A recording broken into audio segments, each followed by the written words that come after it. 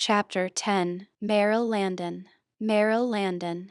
My father is coming to New York. He never misses these damn things. He goes every year. Oh, God, help me. Laura rode down to work on the subway, her fists clenched in her lap, her face set like a mask to cover the torment inside. He doesn't know I'm here. That's one good thing. He'll never find me, either. How long will he be here? It must be in the papers. I missed it at breakfast. She picked up the Times on the corner, where she left the subway. She took it up to the office with her, impatient to look at it. Sarah was already there. "Hi, gorgeous," she said.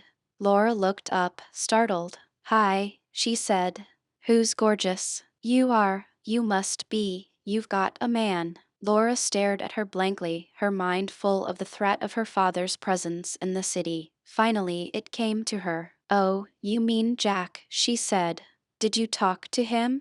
"Oh, yes. Yes." Now what the hell does she mean? Why would I? Oh, I promised her a date. Laura felt suddenly sunk. All those reports to do that should have been done before. Lies to tell. At 9 in the morning. Meryl Landon somewhere in New York. It was too much. The day stretched away in front of her like an endless obstacle course. "What'd he say?" Sarah said eagerly. "He's working on it. Maybe this weekend." "Gee, that sounds great." Laura had to look at the paper. She had to. It gnawed at her as she sat at her desk, sneaking through it between reports and unable to find anything. Her father's name ran through her mind like a robot tune from a TV commercial. It was a rushed day. Sarah didn't take a break on days when they were behind, but nothing could have stopped Laura. She got up and almost ran to the washroom at 11, the paper in hand. She felt herself trembling, going over the pages again and again, until she suddenly found it at the bottom of page 12. Chi Delta Sigma National Journalism Fraternity opens its convention today at the McAlton Hotel.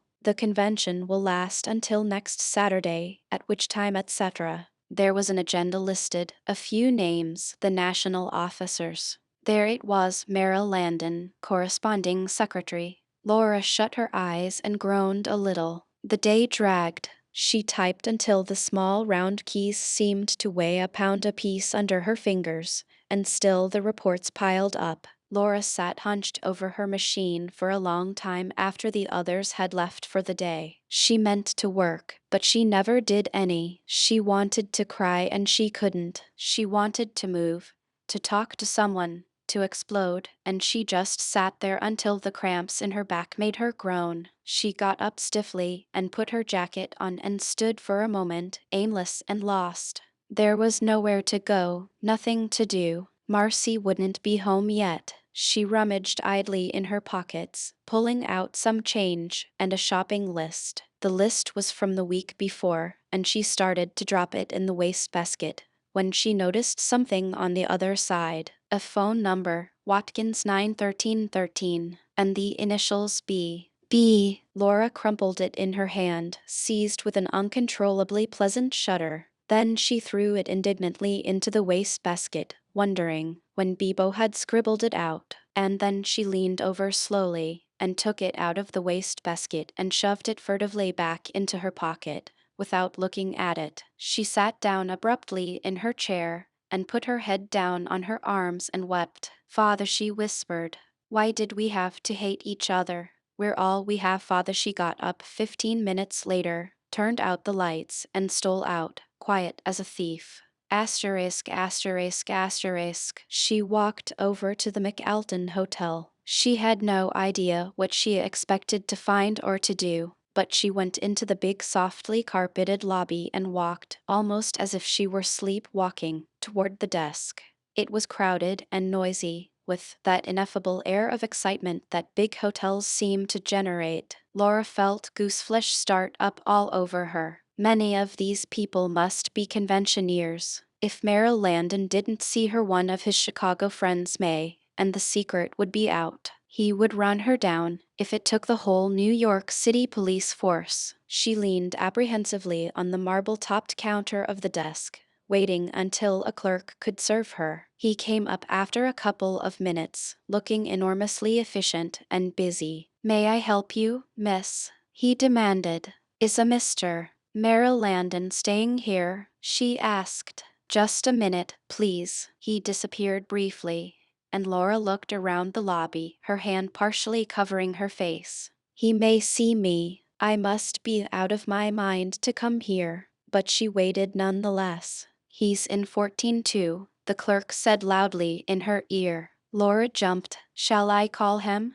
asked the clerk. "Yes, please." She had no idea why she was doing this. She felt as if she were two people, one acting, the other watching, one compelled to act, the other shocked by the action. "Who wants to see him, please?" "His daughter." She almost whispered it, and he made her repeat it. Then he buzzed off. She watched him, perhaps 10 feet from her but impossible to hear, as he lifted the receiver, gave the number, waited. Then his face lighted into a business-type smile, and she saw his lips form the words, "Mr. Landon." He went on, and she watched him, feeling almost sick with anticipation. The clerk came back after a brief conversation. "Well, miss," he began, eyeing her closely. "What did he say?" Laura looked at him with her stark blue eyes. Her chin trembled. "He says he has no daughter, miss," the clerk drawled. He grinned. "Tough luck. Want to try someone else?" Laura's mouth dropped open. Her face twitched. She couldn't answer him. She turned and ran, bumping into people, stumbling, until she found a phone booth empty in a row of booths along a far wall, and she took refuge there. She buried her face in her hands and wept.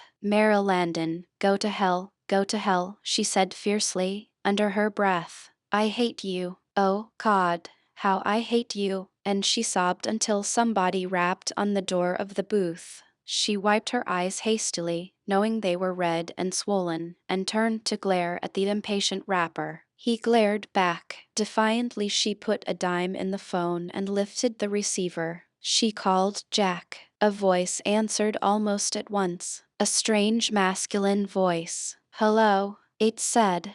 "Jack." Her voice trembled. "Just a minute," he called. "Jack, it's for you." A few seconds later Jack answered. "Jack, it's Laura. Are you all right?" "I have absolutely nothing to say," she said.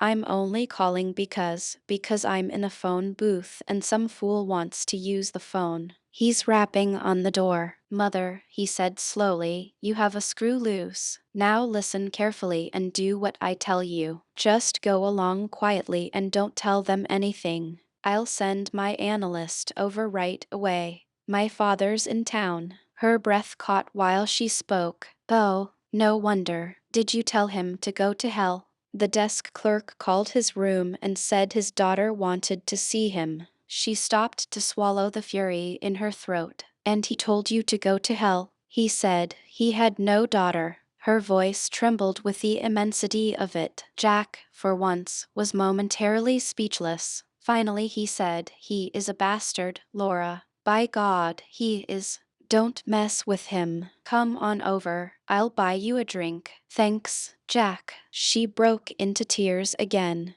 "Don't cry, Laura. Just think what satisfaction that would give the old SOB. "You're right," she said sharply, pulling herself up. "I won't. I'll be right over." Asterisk, asterisk, asterisk. Jack was waiting for her on the front stoop, sitting on one of the cement railings, and looking up at what few stars were available between the roofs. Without a word he got up, slipped an arm around her, and turned her away from his apartment. They walked over to a small bar she hadn't seen before called Mac's Alley, without speaking to each other. The bar was in a basement, and you walked down a flight of twisting stairs to reach it. There were booths around the walls, tables and a jukebox in the middle, and a long bar ran across the back. Laura walked halfway towards the bar with Jack before she realized that there were no other women in the place. She turned to Jack with anxiety. "Do they want me in here?" she asked.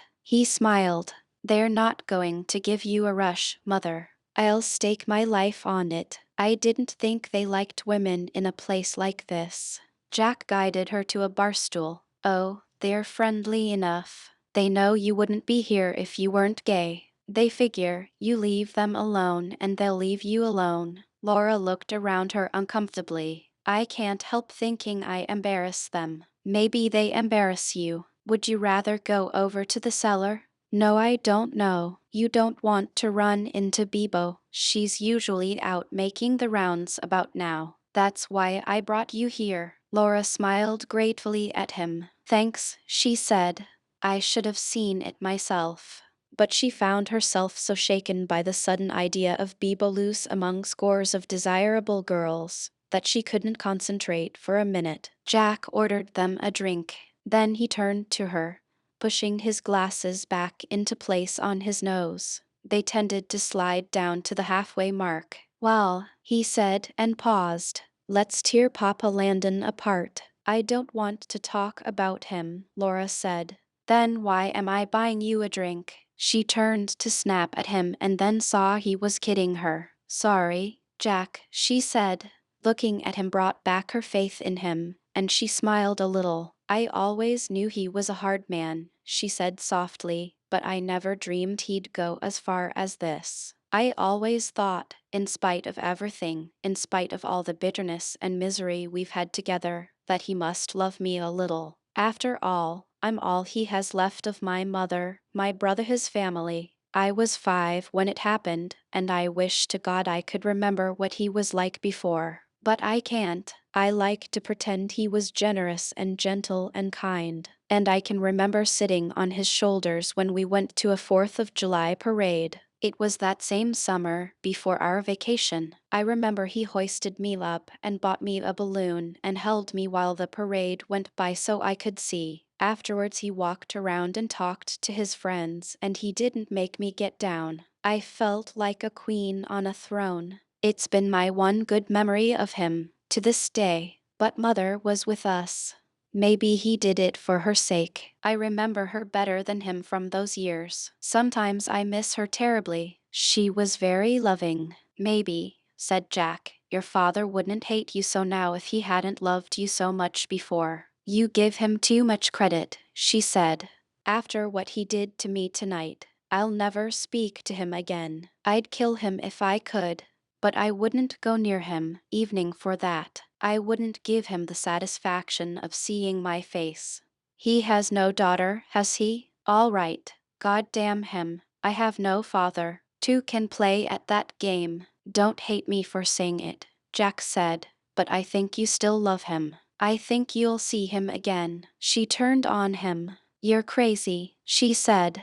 You don't know anything. What makes you think such a thing? He shrugged. Only that it matters so terribly to you. Laura finished her drink and placed the glass carefully on the bar, trying to sort out her thoughts. If I do see him again, she said, it'll be when I can tell him I'm a success. Financially, socially, every way. I want to tell him I have a good job, nice friends. I can get along fine in this world without you, and I'll never need you again. And you know what else I'd like to say to him, Jack? Yeah. He lit a cigarette. Father, I'm queer, and it's all your fault. Shove that up your rear and live with it. Yeah, I know. Shock the hell out of him. I tried that on a close relative once. What happened? I don't really know. When his face went blue, I took off. I haven't been home since.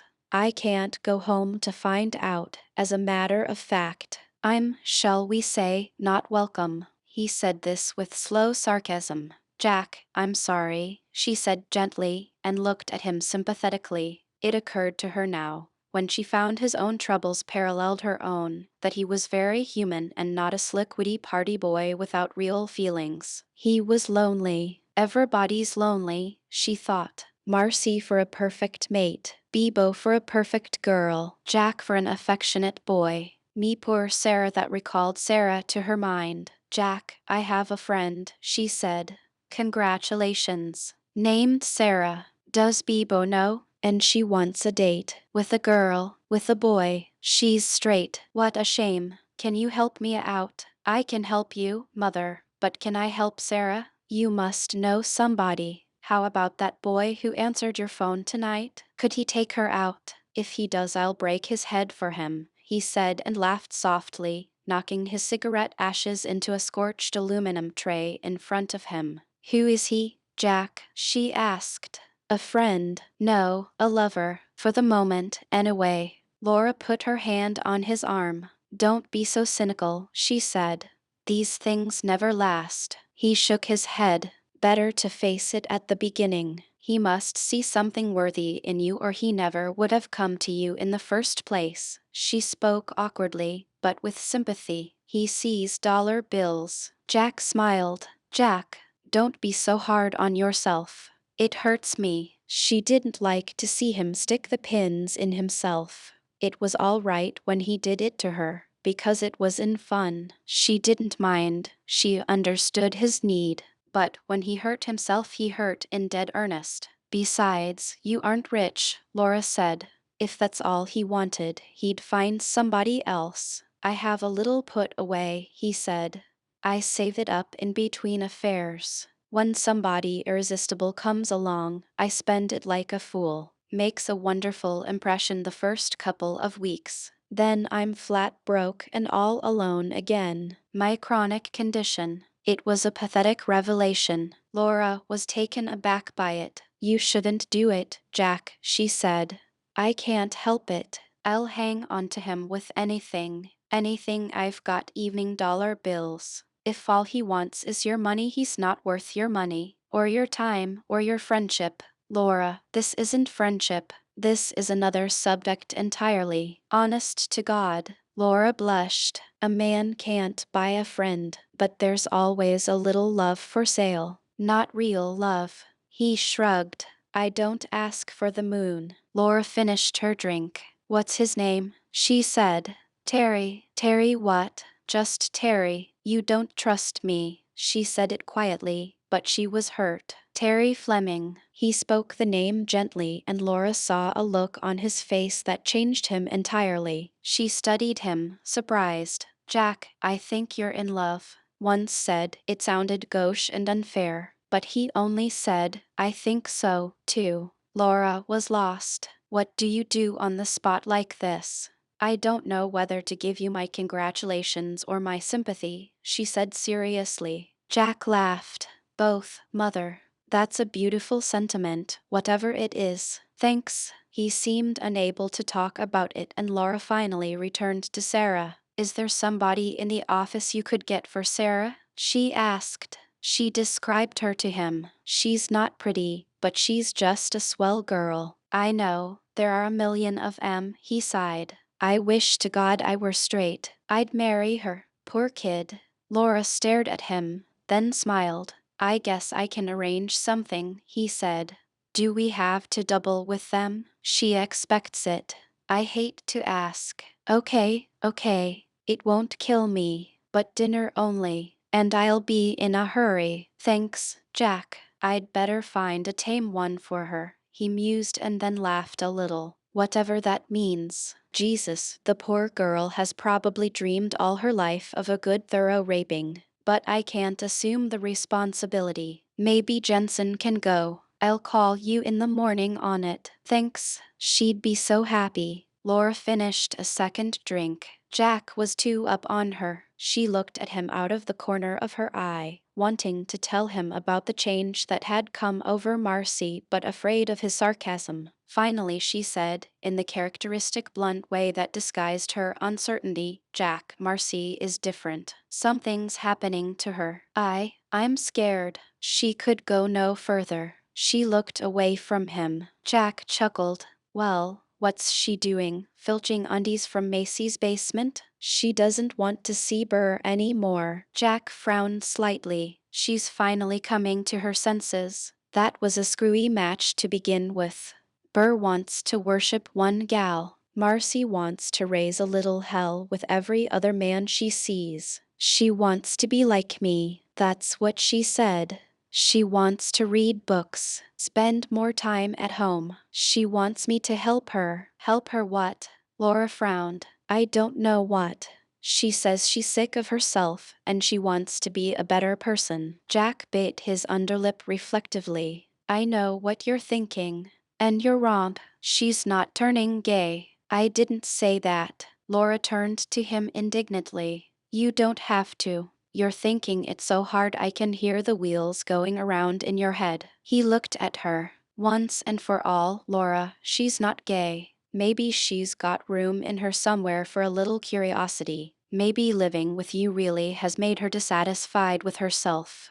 If so, so much the better. But she's not mooning for you every night. She acted so funny, Jack. Like she enjoyed having me near her. Like she wanted me to touch her. I mean, comfort her. You know, the more you want her to enjoy it, the more it'll seem like she does. I'm not making up stories, Laura said with some heat. No, Mother, I know. I believe you. I'm just telling you a fact. I've known Marcy for a couple of years, from the time she and Burr started dating right through their divorce. She's capable of, let's say, wondering. Like the night she wanted to touch tongues. Laura shivered involuntarily, once in a while she gets a kick out of a fling in the village. Maybe she just wants to see how far you'll go. Maybe she's egging you on, Laura. Did you ever think of that? Just to see what the hell you'll do? She wouldn't do that, Laura said positively, somewhat shocked. Never. Jack gave a little snort.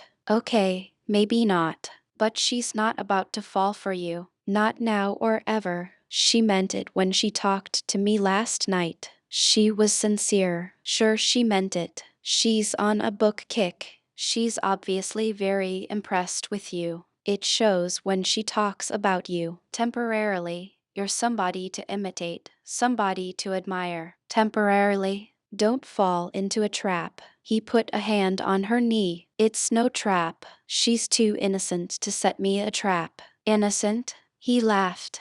Don't count on it. Besides, you're too innocent to avoid one. Right now you have a lot to learn. Laura glared at him. I'm not stupid. No, you're not. You're very bright, honey. You're just uninformed. If you want to learn, go scout up Bebo and take the grand tour of the village. I could no more fall for her than I could fall for me. He laughed. She smiled suddenly and laughed with him. Oh, she said with a wave of her hand, you're taken. Mother, that's a beautiful one-line definition of my dilemma. My analyst could use you. Are you being analyzed? She asked. Aren't we all? Answer me. I did. Let's go. I hate to keep people waiting. Who's waiting? My friend, Mr. Fleming. She slipped off the bar stool, pulling her jacket on. I'd like to meet him. If it lasts another couple of weeks, I guess it'd be safe. He took her arm and steered her through the crowd. They stared at her, but it didn't disconcert her so much now that she had had a drink or two. Where's your adoring roommate tonight? Jack said as they went up the stairs. Having dinner downtown. Why don't you go over to the cellar? Let Bebo tell you some fairy stories. She's got a million of 'em. I couldn't take Bebo tonight. Suit yourself. I'll walk you to the subway. No, don't bother. I know you want to get home. Thanks a lot, Jack. I don't know why you're so good to me. My interest is purely academic. Your innocence amazes me. You make me feel like a hayseed, she said. He laughed. Okay, hayseed. I'll call you in the morning on what's her name? Sarah. Sarah. See you. And he turned and walked off. Asterisk, asterisk, asterisk. Laura walked toward the subway, but she knew she wasn't going home. She knew she would walk right past it, and she did. She walked for 4 blocks, seething with a renewed fury at Merrill Landon. Her hot hand was cramped around the slip of paper with Bebo's number on it. In the pocket of her jacket. I'll pay her back. I'll just give her the money I owe her, have one drink, and go home. She looked at her watch, a little past 9. For a moment, she stood at the head of the stairs looking down at the double doors that opened into the cellar, feeling her heart bound nervously. She never seemed able to walk into this place confidently. There was always a moment of fear and reluctance. but the need to be with her own kind quickly overpowered it. She walked in, heading for the bar, ignoring the curious stares that greeted her. She stood at the end of the bar, and when the bartender came up, he recognized her. "Hi," he said. "What'll it be?" "Whiskey and water, please," she said. She looked around the place, up and down the bar, around the tables, but she didn't see Bebo. She drank half her drink, and then walked back to the ladies' room, looking into the rear of the cellar. But Bebo wasn't there. In extreme irritation, she walked back to the bar, wondering whether to crush her pride and ask the bartender where Bebo was or let it go. She finished her drink and decided if she had come this far, she may as well go the whole way. "Where's Bebo tonight?" she asked the bartender the next time he got near. "I owe her some money," she explained compulsively. He smiled. "Oh, she's been and gone already," he said.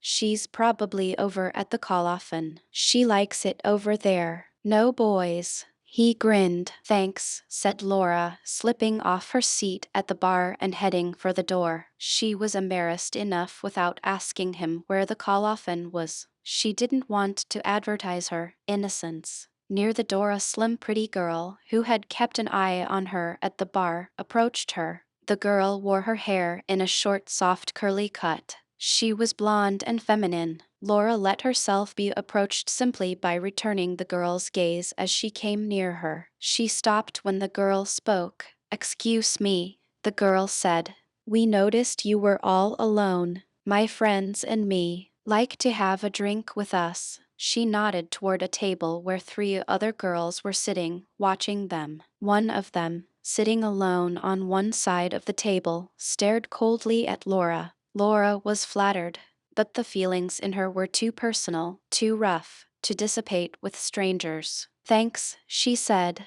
"I'd like to, but I'm looking for somebody. I'm in a hurry." "Who are you looking for?" "Maybe we can help you out," said the girl, stopping Laura as she started to move away. Laura realized the girl was interested in her, and it made her turn back once more. "Oh," she said with a little shrug, "you wouldn't know her." "Somebody may. We're over here a lot." "What's her name?" Laura was dead certain they'd know Bebo, who came over here all the time. The last thing she wanted was to have everybody run up and tell Bebo that Laura had been looking for her. The bartender would no doubt tell her. That was bad enough. "What's her name?" the girl prompted and then smiled.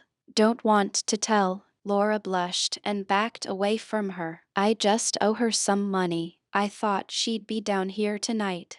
"Who?" the girl goaded her, with a pretty smile. "Bebo Brinker." Laura didn't mean to say it, yet saying it was better than trying to hide it and getting laughed at. They could always ask the bartender who she was looking for after she left, and she would look even worse. They would take her stammering reluctance for infatuation. She said the name as casually as she could. "Oh, Bebo," the girl laughed. "She left half an hour ago. She's over at the call-offen. She said this place was dead tonight. I guess if she'd known you were coming, she would have waited. HM?" She smiled. "I guess," said Laura briefly. She stared at the girl. It occurred to her that she saw a slight resemblance to BS in her face. Then she turned and walked out. The slim girl walked back to her table. Her partner said peevishly, "Maybe that'll teach you you're not irresistible." "Oh, shut up," the slim girl said quietly. "She's Bebo Brinker's girl." "Bebo's girl, hell. Bebo's got a dozen girls. She can really pick 'em though, I'll say that much. I should get one like that." And she made a face at the slim one by her side. Chapter 11. Laura went home. She arrived before 10, but Marcy wasn't back yet. Laura put a book she had been reading on Marcy's bed and climbed into her own bed. She tried to read herself, but she couldn't. An hour went by, and no Marcy. Nervously, Laura shut her book and dropped it to the floor. She got up and went into the bathroom to brush her teeth, and remembered she had already done it. Then she went to the phone. She didn't know what was coming over her. She only felt a deep, will-defying unhappiness. She pulled out the phone book and looked up the number of the McAlton Hotel. She sat for a moment with the book open in her lap, unable to move. Then she reached slowly for the phone. Suddenly it rang. Laura screamed, a small, quick cry of extreme surprise. Her heart had taken a tremendous leap at the piercing bell sound in that still apartment.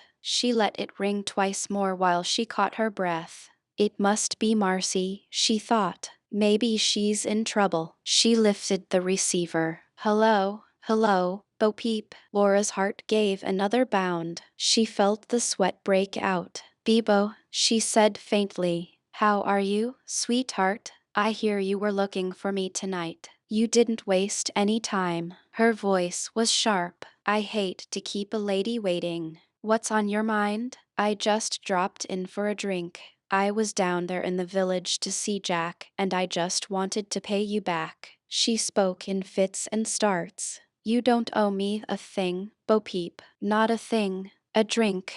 Laura hated to owe anybody anything. She was meticulous about her debts, however small the sum. You're right. Laura could feel her smile. I nearly forgot. Okay, lover, you owe me one drink. Bibo, I can't talk now, really. You're doing fine. What's the matter, Marcy breathing down your neck? It's not that. You don't have to say you love me, you know. Just say you'll meet me tomorrow night. About 8. No, don't be late, doll. I'll call Marcy and ask her where the hell you are. You wouldn't. You won't. Damn you, Bibo. I would and I will. She laughed.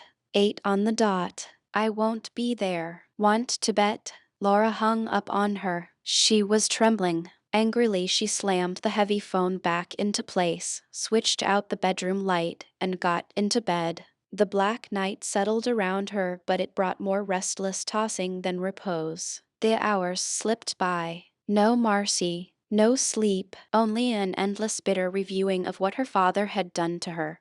The look on the clerk's face when he gave her the message, the impotent fury and shame that besieged her. At last she turned the light back on and began to pace the room. The electric clock on Marcy's dresser said 2:30. Laura wondered whether to call Burr or Jack. She was getting afraid for Marcy, but nobody knew how to reach her. There was nothing to do but wait. It was a few minutes past 3 when Marcy came in. Laura had left the living room light on for her, and she heard her come in laughing and heard a male voice answer her. Not Burr's voice, somebody else. A deep, mature voice. Laura peeked out through the crack in the kitchen door but couldn't see him. Marcy was giggling as if she were tight and pushing him away. Laura could see her now and then. Marcy said, I'll call my roommate. She'll make you go home. I can't go home tonight. I live in Chicago. That's where she's from.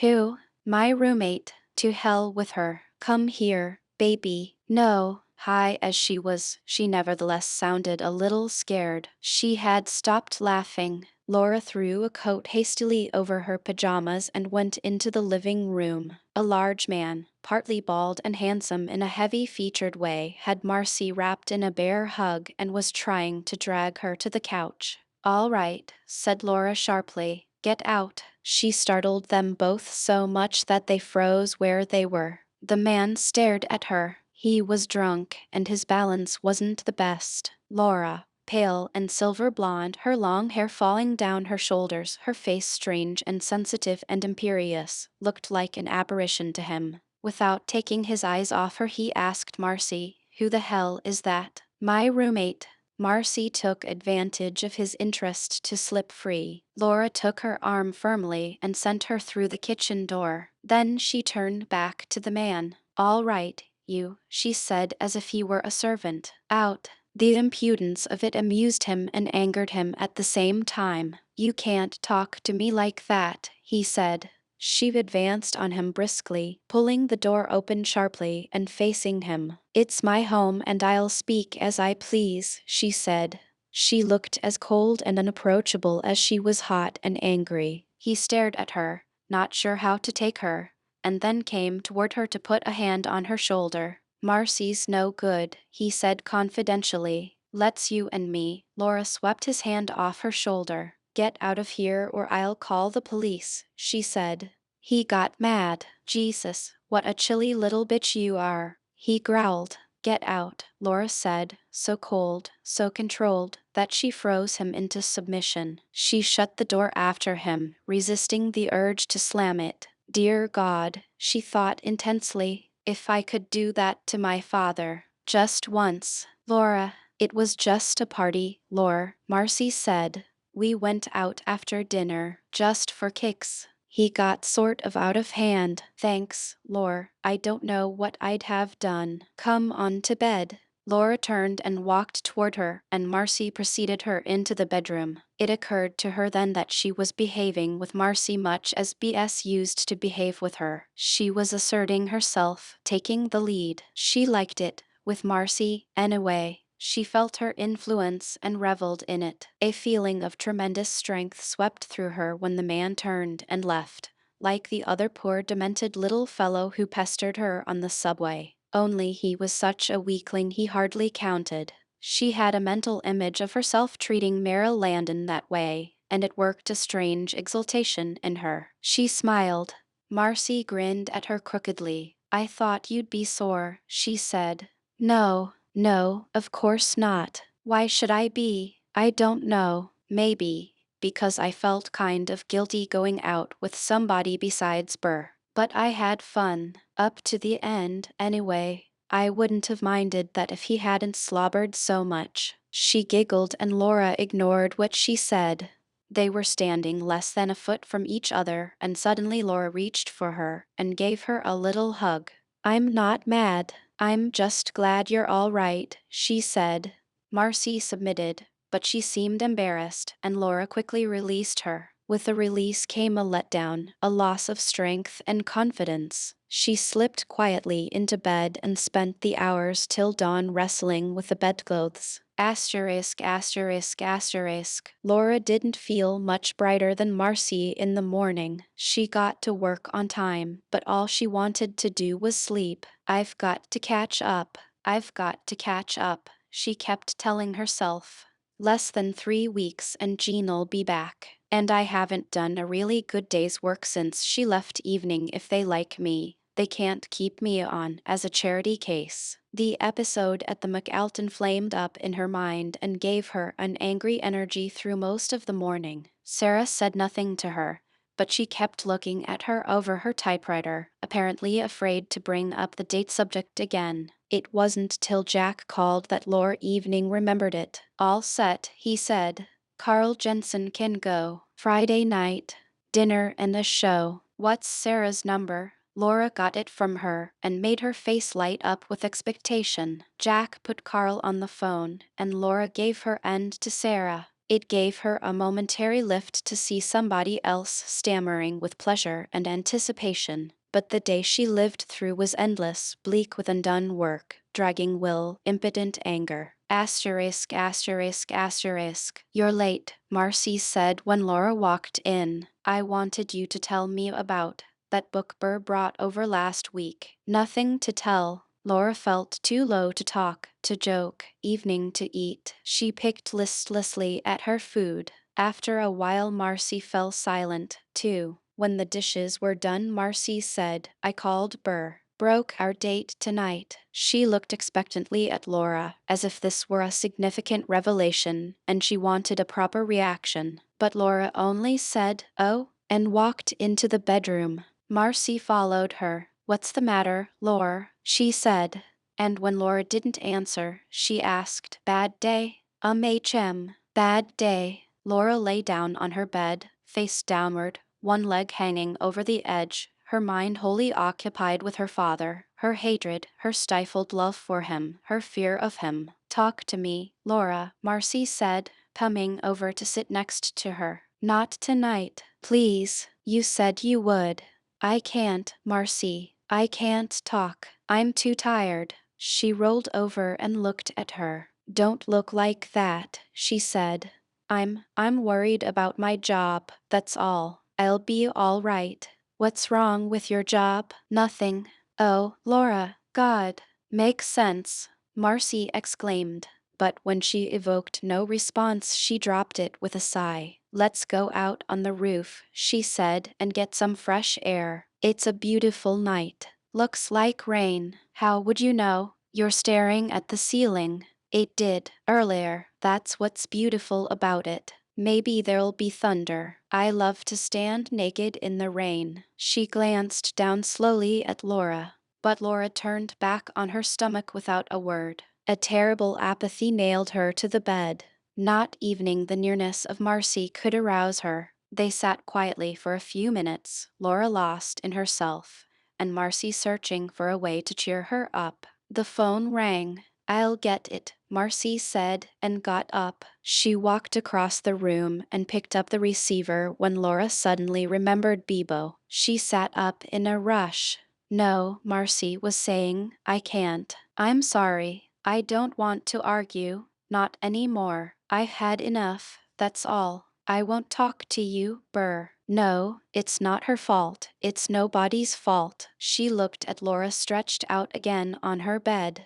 That has nothing to do with it. No, good night, Burr. She hung up and stood for a moment motionless, watching Laura, who lay with her face turned away, apparently relaxed. Burr was getting jealous, impatient. He was ready to accuse anybody of anything to get Marcy's favor back. Their phone conversations were little more than arguments which Marcy terminated by hanging up on him. But he wouldn't be put off for long. Marcy sat down on her own bed with a book, the one she meant to ask Laura about. She stared at the pages without reading, and wondered about her moody roommate. Laura was watching her wristwatch. It was 2 minutes fast. She lay still, but she was alert, poised to jump. At 2 minutes past 8, by her watch, the phone rang again. It's for me, she told Marcy, who had no intention of going for it. Laura came across the room and sat on Marcy's bed. Hello, she said into the receiver. Hi, lover.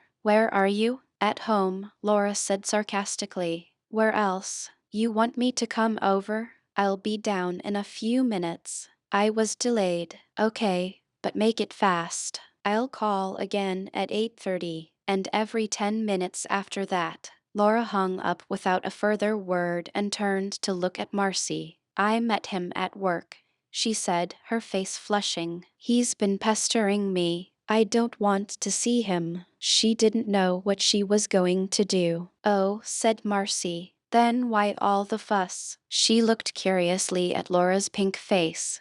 Laura turned away and began to walk up and down the room, feeling as if there were a bomb sealed in her breast, ticking, about to go off. She knew her nails were cutting her underarms, yet she hardly felt them. It was an expression of terrible tension in her. Suddenly she whipped the closet door open and pulled out her coat. Marcy, watching her, said quickly, Where are you going? I'll be back early, Laura said, heading for the door, propelled by the tight violence that was boiling inside her. Laura! Marcy jumped up and followed her. Damn it, Laura, please tell me. I'm worried about you. Laura turned abruptly at the door. I'm just going out for a little while, she said.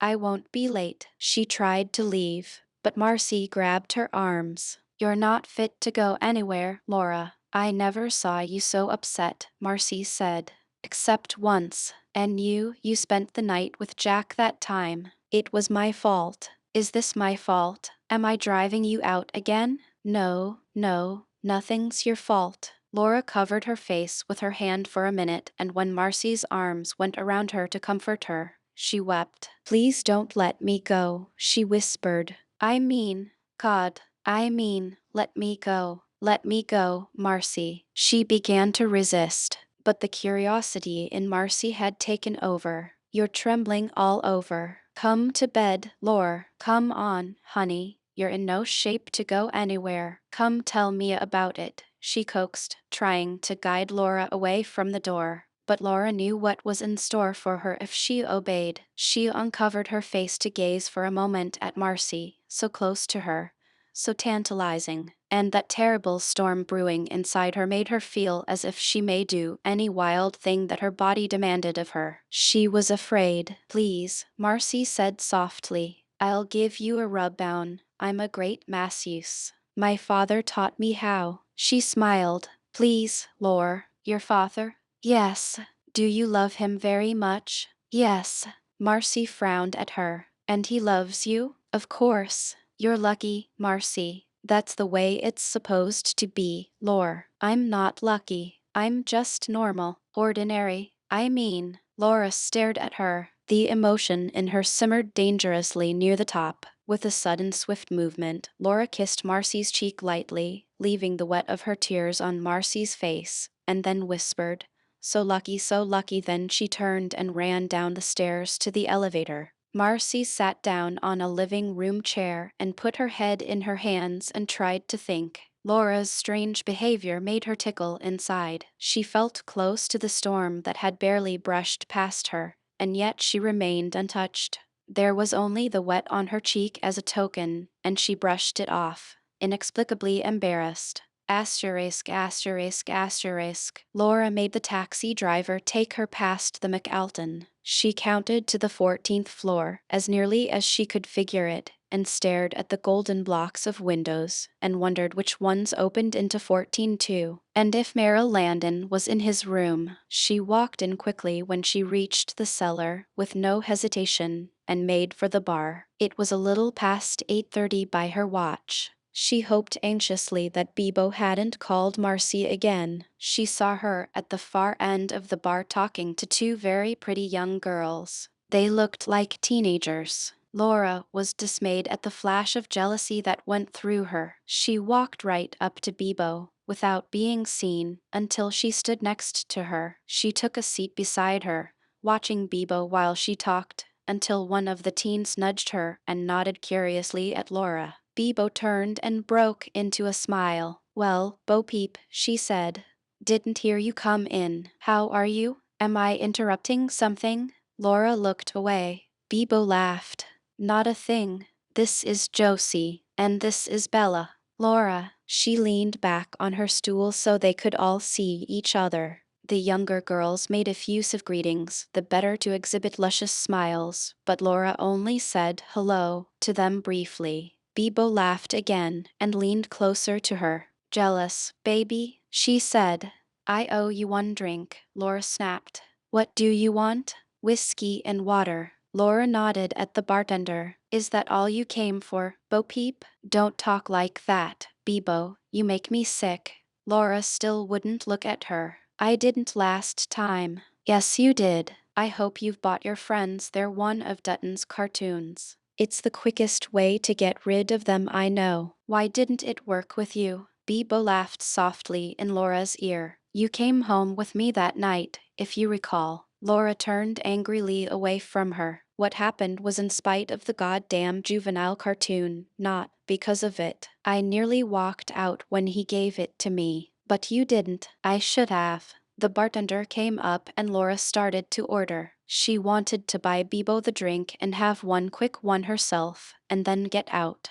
Go home. Forget she had come. But before she could give an order, Bebo said, Come home with me, Laura. No, come on. Bebo spun her slowly around on the bar stool with one arm. Laura looked reluctantly at her for the first time since she had been noticed. Bebo smiled down at her, her short black hair and wide brow making her face more boyish evening than Laura remembered. She was remarkably handsome. Laura was deeply ashamed of what she was feeling, sitting there on the bar stool, letting herself be influenced by this girl she tried so hard to despise. Why don't you invite Bella? She said. She's busy. Laura's cheeks went hot with fury, and she shook Bebo's arm off and started to get up, to walk past her, to get out. But Bebo caught her, laughing deep in her throat, thoroughly amused.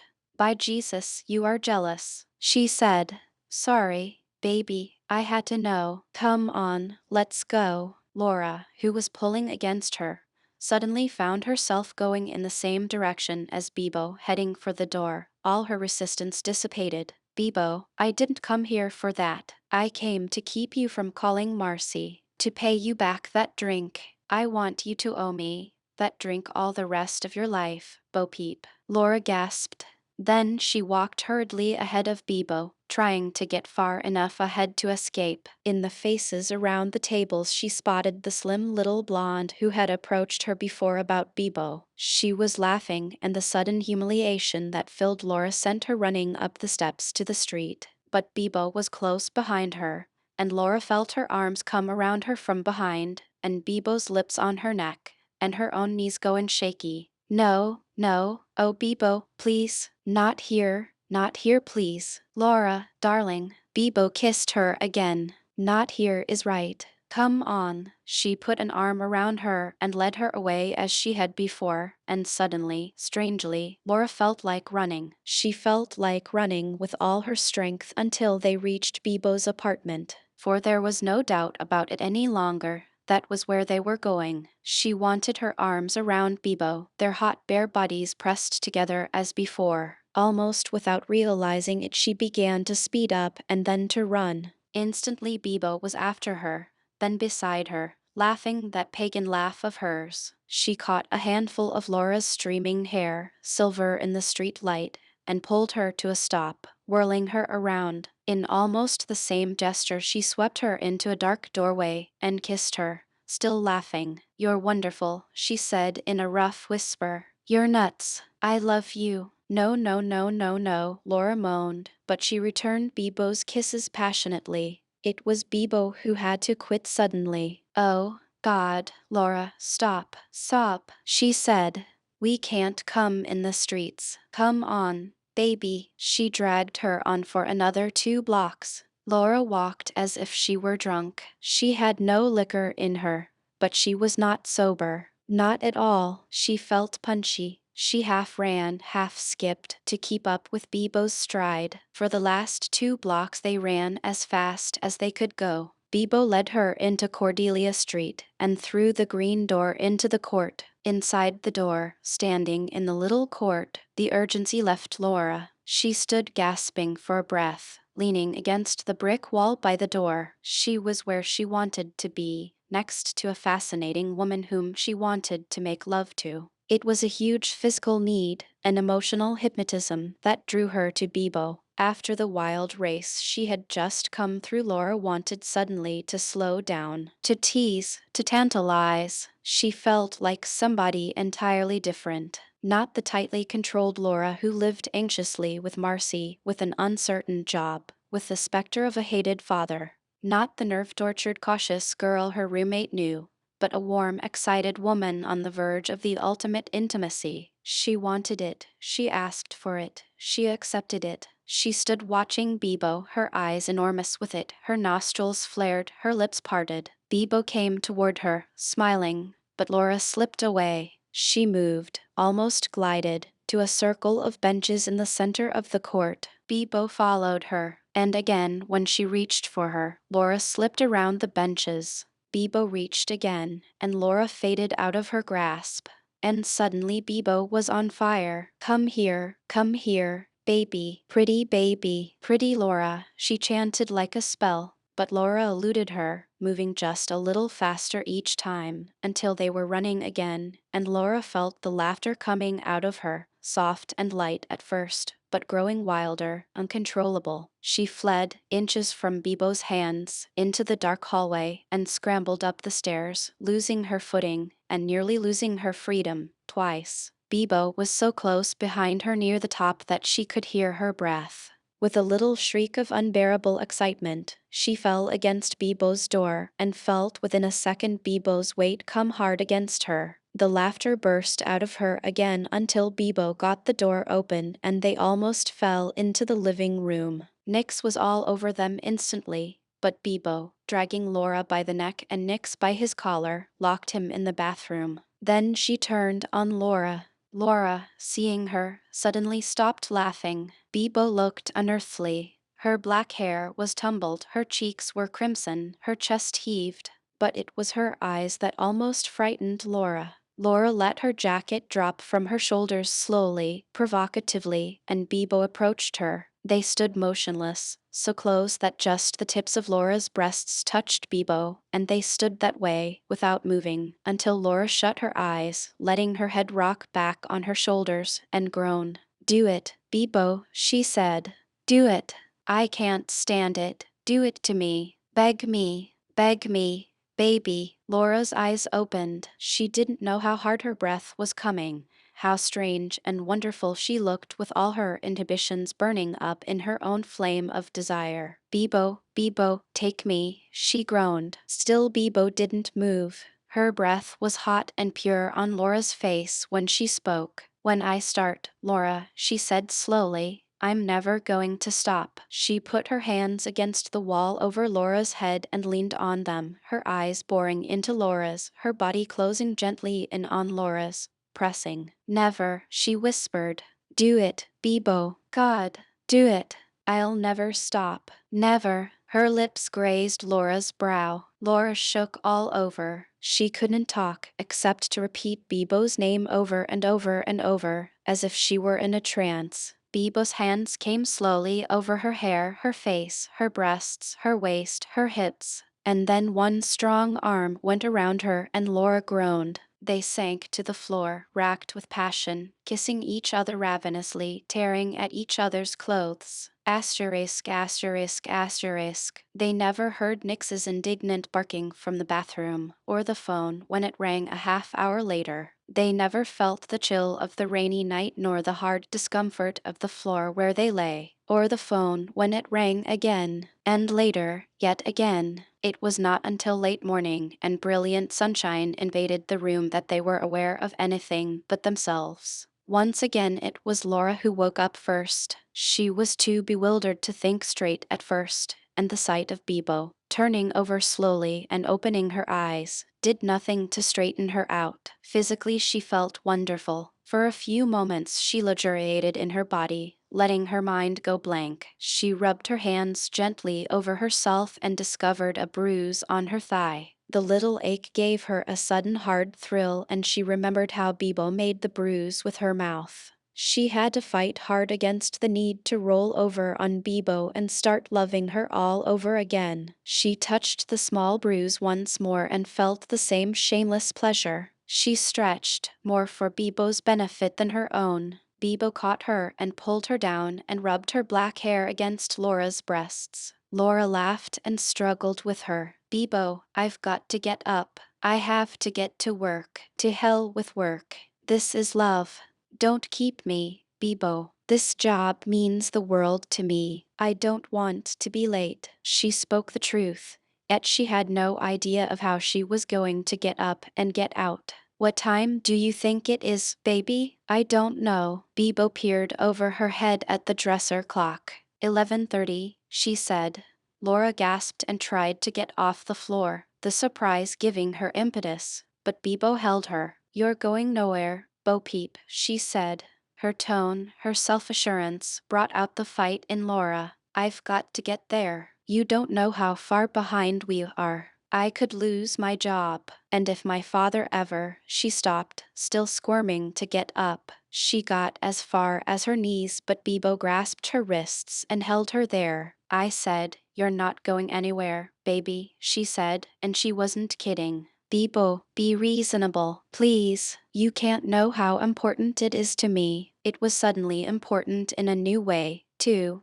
It meant distance between her and Bebo. She was vaguely afraid that Bebo was strong enough to overwhelm her, to dominate her life. She needed something else to keep her perspective, her independence. You don't know how important you are to me, Bebo returned. What the hell, you're half a day late already. Call Em and tell Em you're sick. I can't. Why not? I can't lie worth a damn, Bebo. You can say I'm sick, can't you? It's a cinch. I do it all the time. Come on, let me hear you say it. I can't. I turn bright red when I lie. Bebo released her and turned over on her stomach, laughing. Jesus, Lore, you could turn bright green. Who's going to see you over the phone? Do your damn radiologists have X-ray eyes? Laura was on her feet and heading for the phone in Bebo's kitchen. She dialed the office, while Bebo got up and followed her to listen. Sarah, Laura said. Laura, are you all right? Yes, I'm all right. I'll be down as fast as I can get there. I'm terribly sorry. Is Dr. Hollingsworth mad? No, you know him. He's awfully nice about these things. He did ask if you called in, though. He asked twice. Are you sick? She looked at Bibo, who grinned at her. Yes, I'm sick, she said, setting her chin. Well, gee, maybe you'd better not come in, then. No, I'll be all right. She glared at Bibo, who was laughing at her red cheeks. I'll be in right away. She hung up and brushed past Bibo haughtily without looking at her. Laura, said Bibo, coming after her, her arms crossed over her chest. You're not going to work. Laura picked up her wrinkled clothes and said, Do you have an iron? You won't need it. I can't go out like this. Laura held up her rumpled dress, trying to shake it out. Then you just can't go out. Bibo stretched out on the bed and made a clucking noise at her. Poor baby, she said. Why is it you're such an angel in bed and a bitch out of bed? Laura snapped. For answer, Bibo only lay on her back and laughed at her. Laura looked at her lithe body, and after a moment she had to turn away to keep from lying down beside her. I don't evening like you, Bibo, she said harshly, hoping it would hurt. I don't know why I can't keep away from you. It's because I'm such an angel in bed, Bo Peep, Bibo said. That's all you care about. That's all you want from me. Laura whirled and threw one of her shoes at her. Bitch, she exploded. The hurt had backfired. Bibo spoke the truth. And then Laura turned away to hide the surprise she always felt when the passion in her burst to the surface. In silent embarrassment she slipped into her panty girdle, burningly aware of Bibo's amused stare while she pulled it over her hips. I wouldn't bother, baby, Bibo said lazily. Why not? Laura wouldn't look at her. Number 1, I hate the damn things. Number 2, you don't need one. Number 3, you can't go to work in a girdle. Period. And that's all the clothes you're going to get. What? Laura turned around. Bibo had gotten off the bed, and with 2 or 3 sweeping gestures she grabbed Laura's clothes and headed for the bathroom. Bibo, what are you doing? What's the matter with you? Give me those things. Bibo, Laura tugged at her, but Bibo, laughing, was too much for her. Nix burst out of the bathroom as Bibo shouldered in. She turned on the shower full force and threw the clothes over Laura's head into the drink. And while Laura was still spluttering at her, she threw Laura in, too, gently, dumping her on the clothes. Everything, everybody, was soaked. Bibo, you animal, you're impossible, Laura said furiously. She turned off the water angrily and snatched up her clothes, wringing them out into the tub. She was trembling with anger. She faced Bibo with a crimson face and threw the clothes at her. Take the girdle off, Bo Peep, said Bibo with unconcern. She threw the clothes over a wooden drying rack. It doesn't do a thing for you. Outraged, Laura tried to scratch her, but Bibo pinned her back against the bathroom door and kissed her. Laura bit her and only made her laugh.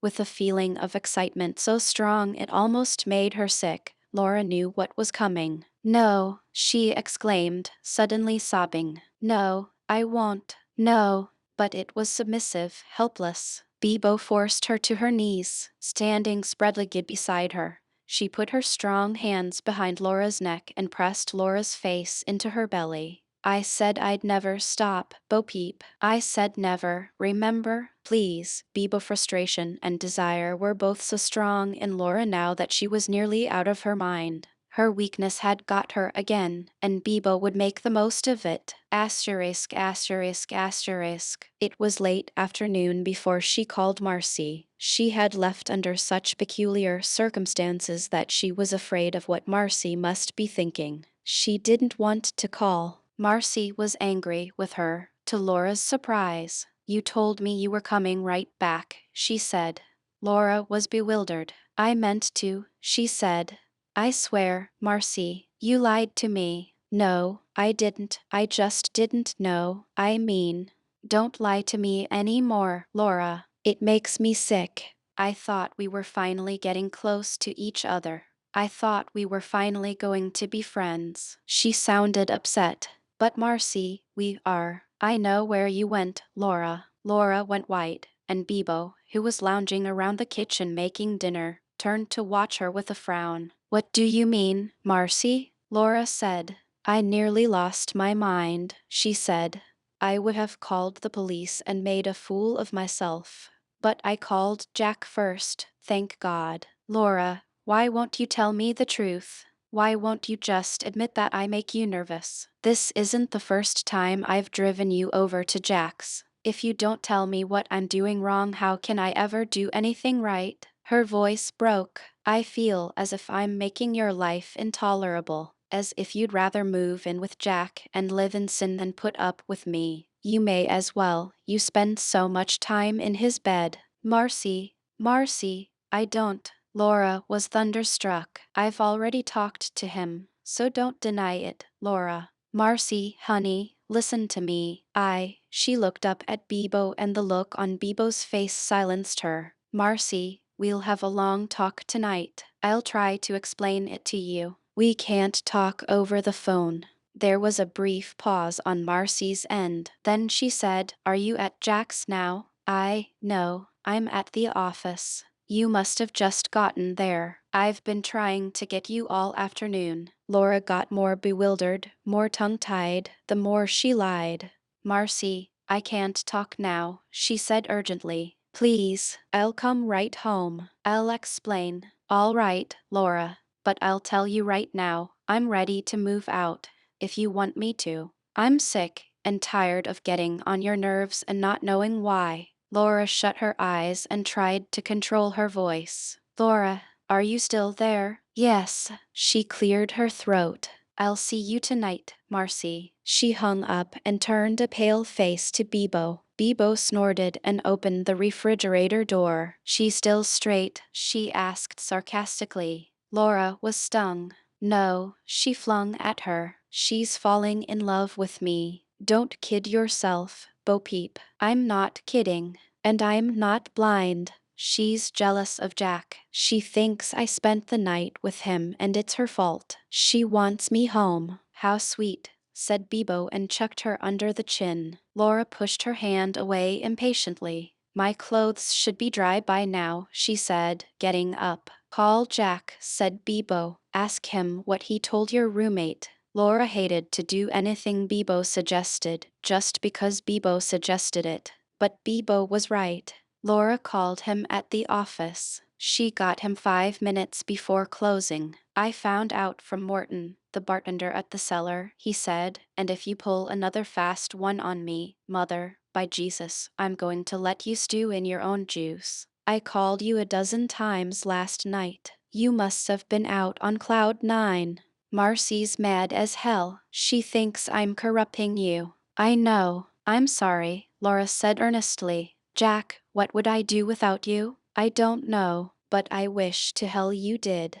Marcy'd like to see me behind bars." "Jack, isn't that a good sign? I mean, she seems almost jealous." "Oh, Christ," he said, and then he laughed. "You're really goofy for her, aren't you?" Laura looked up at Bebo. "Yes," she said. "I am. Well, watch it. I don't know what to tell you. Nothing seems to register. If I say she's not gay to you once more, I'll sound like a broken record. But she's not. I don't want to see you get stabbed, that's all. Better you should blow off steam with Bebo until you get over Marcy." "I've blown off about as much steam as I can stand," Laura said, and Bebo laughed. "I'm through. Don't be so dogmatic, mother mine. You'll only have to swallow your words, and you'll look like an ass doing it." Laura wouldn't believe him when he told her Marcy was straight. She wouldn't because she didn't want to. She had told him. She had even told Bebo now that Marcy was falling for her. She didn't dare believe it herself, but if somebody else did, maybe somehow that would help. Her desire, her pride, trapped her. "Thanks again, Jack," she said. "One of these days I'm going to do the same for you. I swear. One of these days you may have to." "And Laura." "Yes. Watch out for Burr. You're on his blacklist." "What'd I do?" "He thinks you're turning his pretty little sexbot into a neurotic. He's jealous." Laura smiled, surprised. "Well," said Bebo, when she hung up, Going home to your little wife? She grinned. Bebo, sometimes you make me sick. I know, I'm enough to make you go straight. Go sleep with Jack tonight. It'll do him a world of good. Oh, shut up. At least it'll give him a whopper to tell his analyst. Laura turned on her heel and left the room. She felt her clothes hanging in the bathroom. They were still damp, but dry enough to iron. She brought them into the kitchen. Where's the ironing board? She said.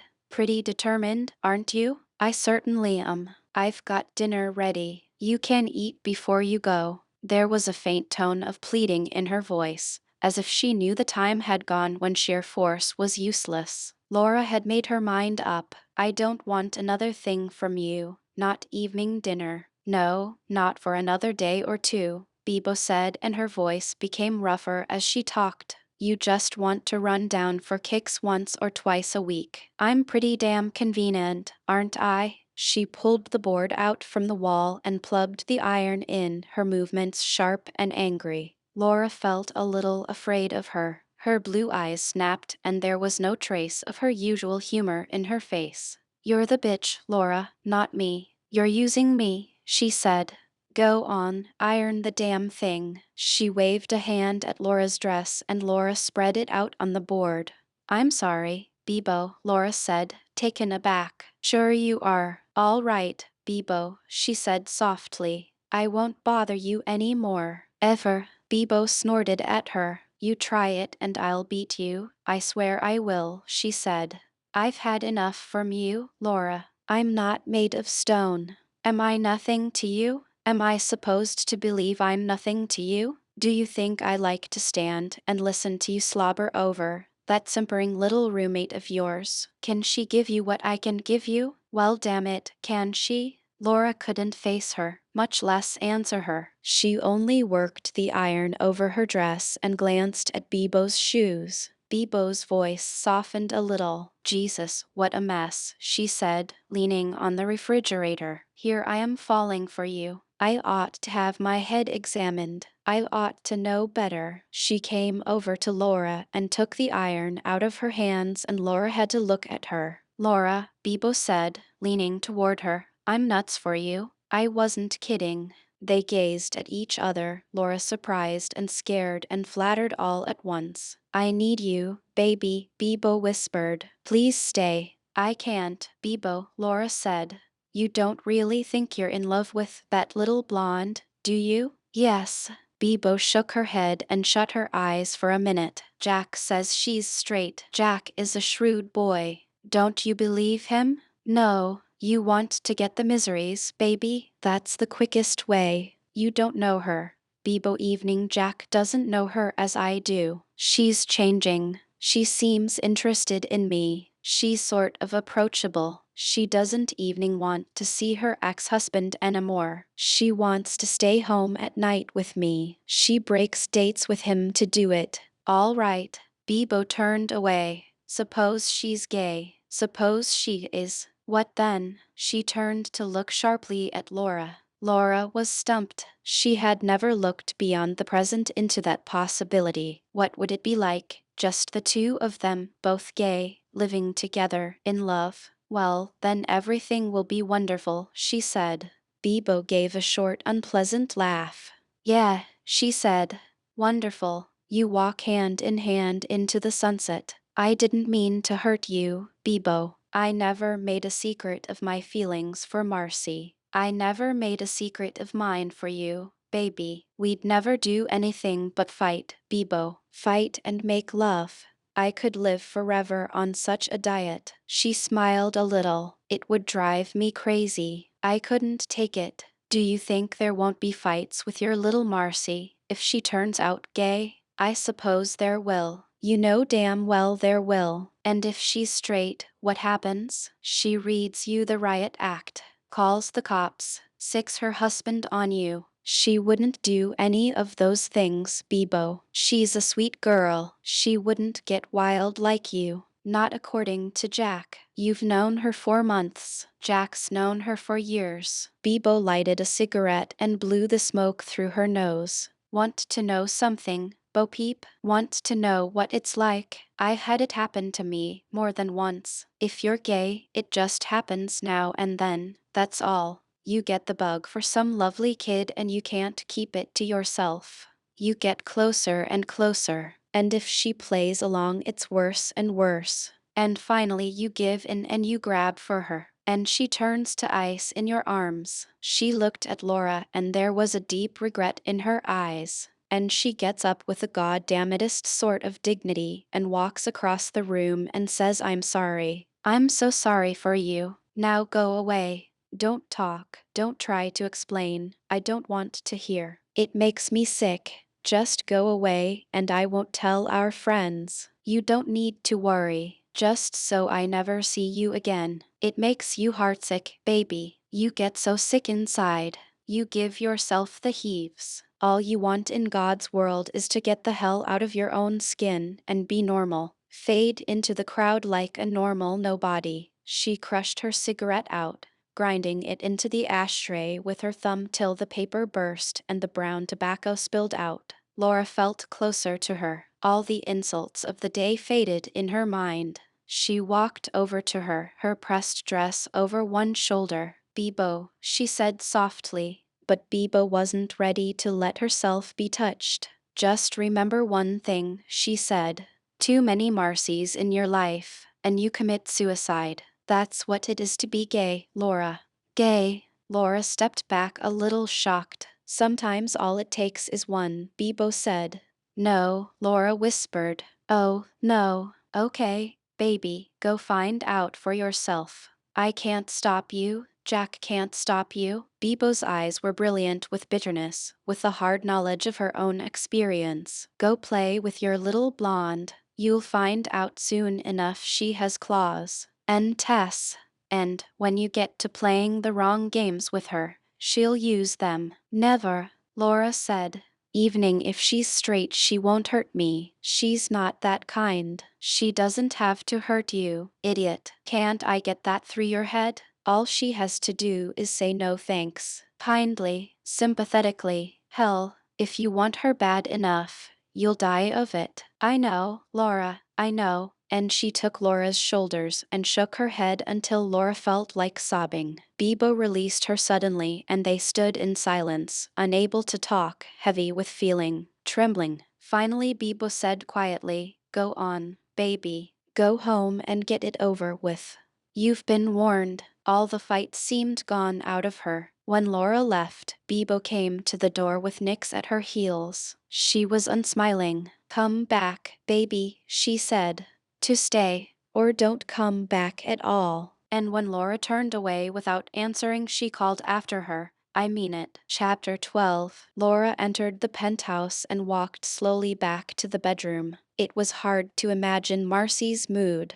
Marcy looked up from her bed, her hair in pink curls. She was a relief to Laura's eyes after the stormy, ranting handsomeness of Bebo. Marcy looked beautiful, evening with tin clips in her hair. But she looked cool, too, ready for a fight. Laura slipped her jacket off without a word, thinking of the loud quarrels she and BS used to have, and how they resolved them with love. A little curl of excitement twisted around her innards. Well, Marcy said sharply, did he throw you down in the street? Laura was startled, offended. Marcy had no right to say such a thing. What do you mean? She said.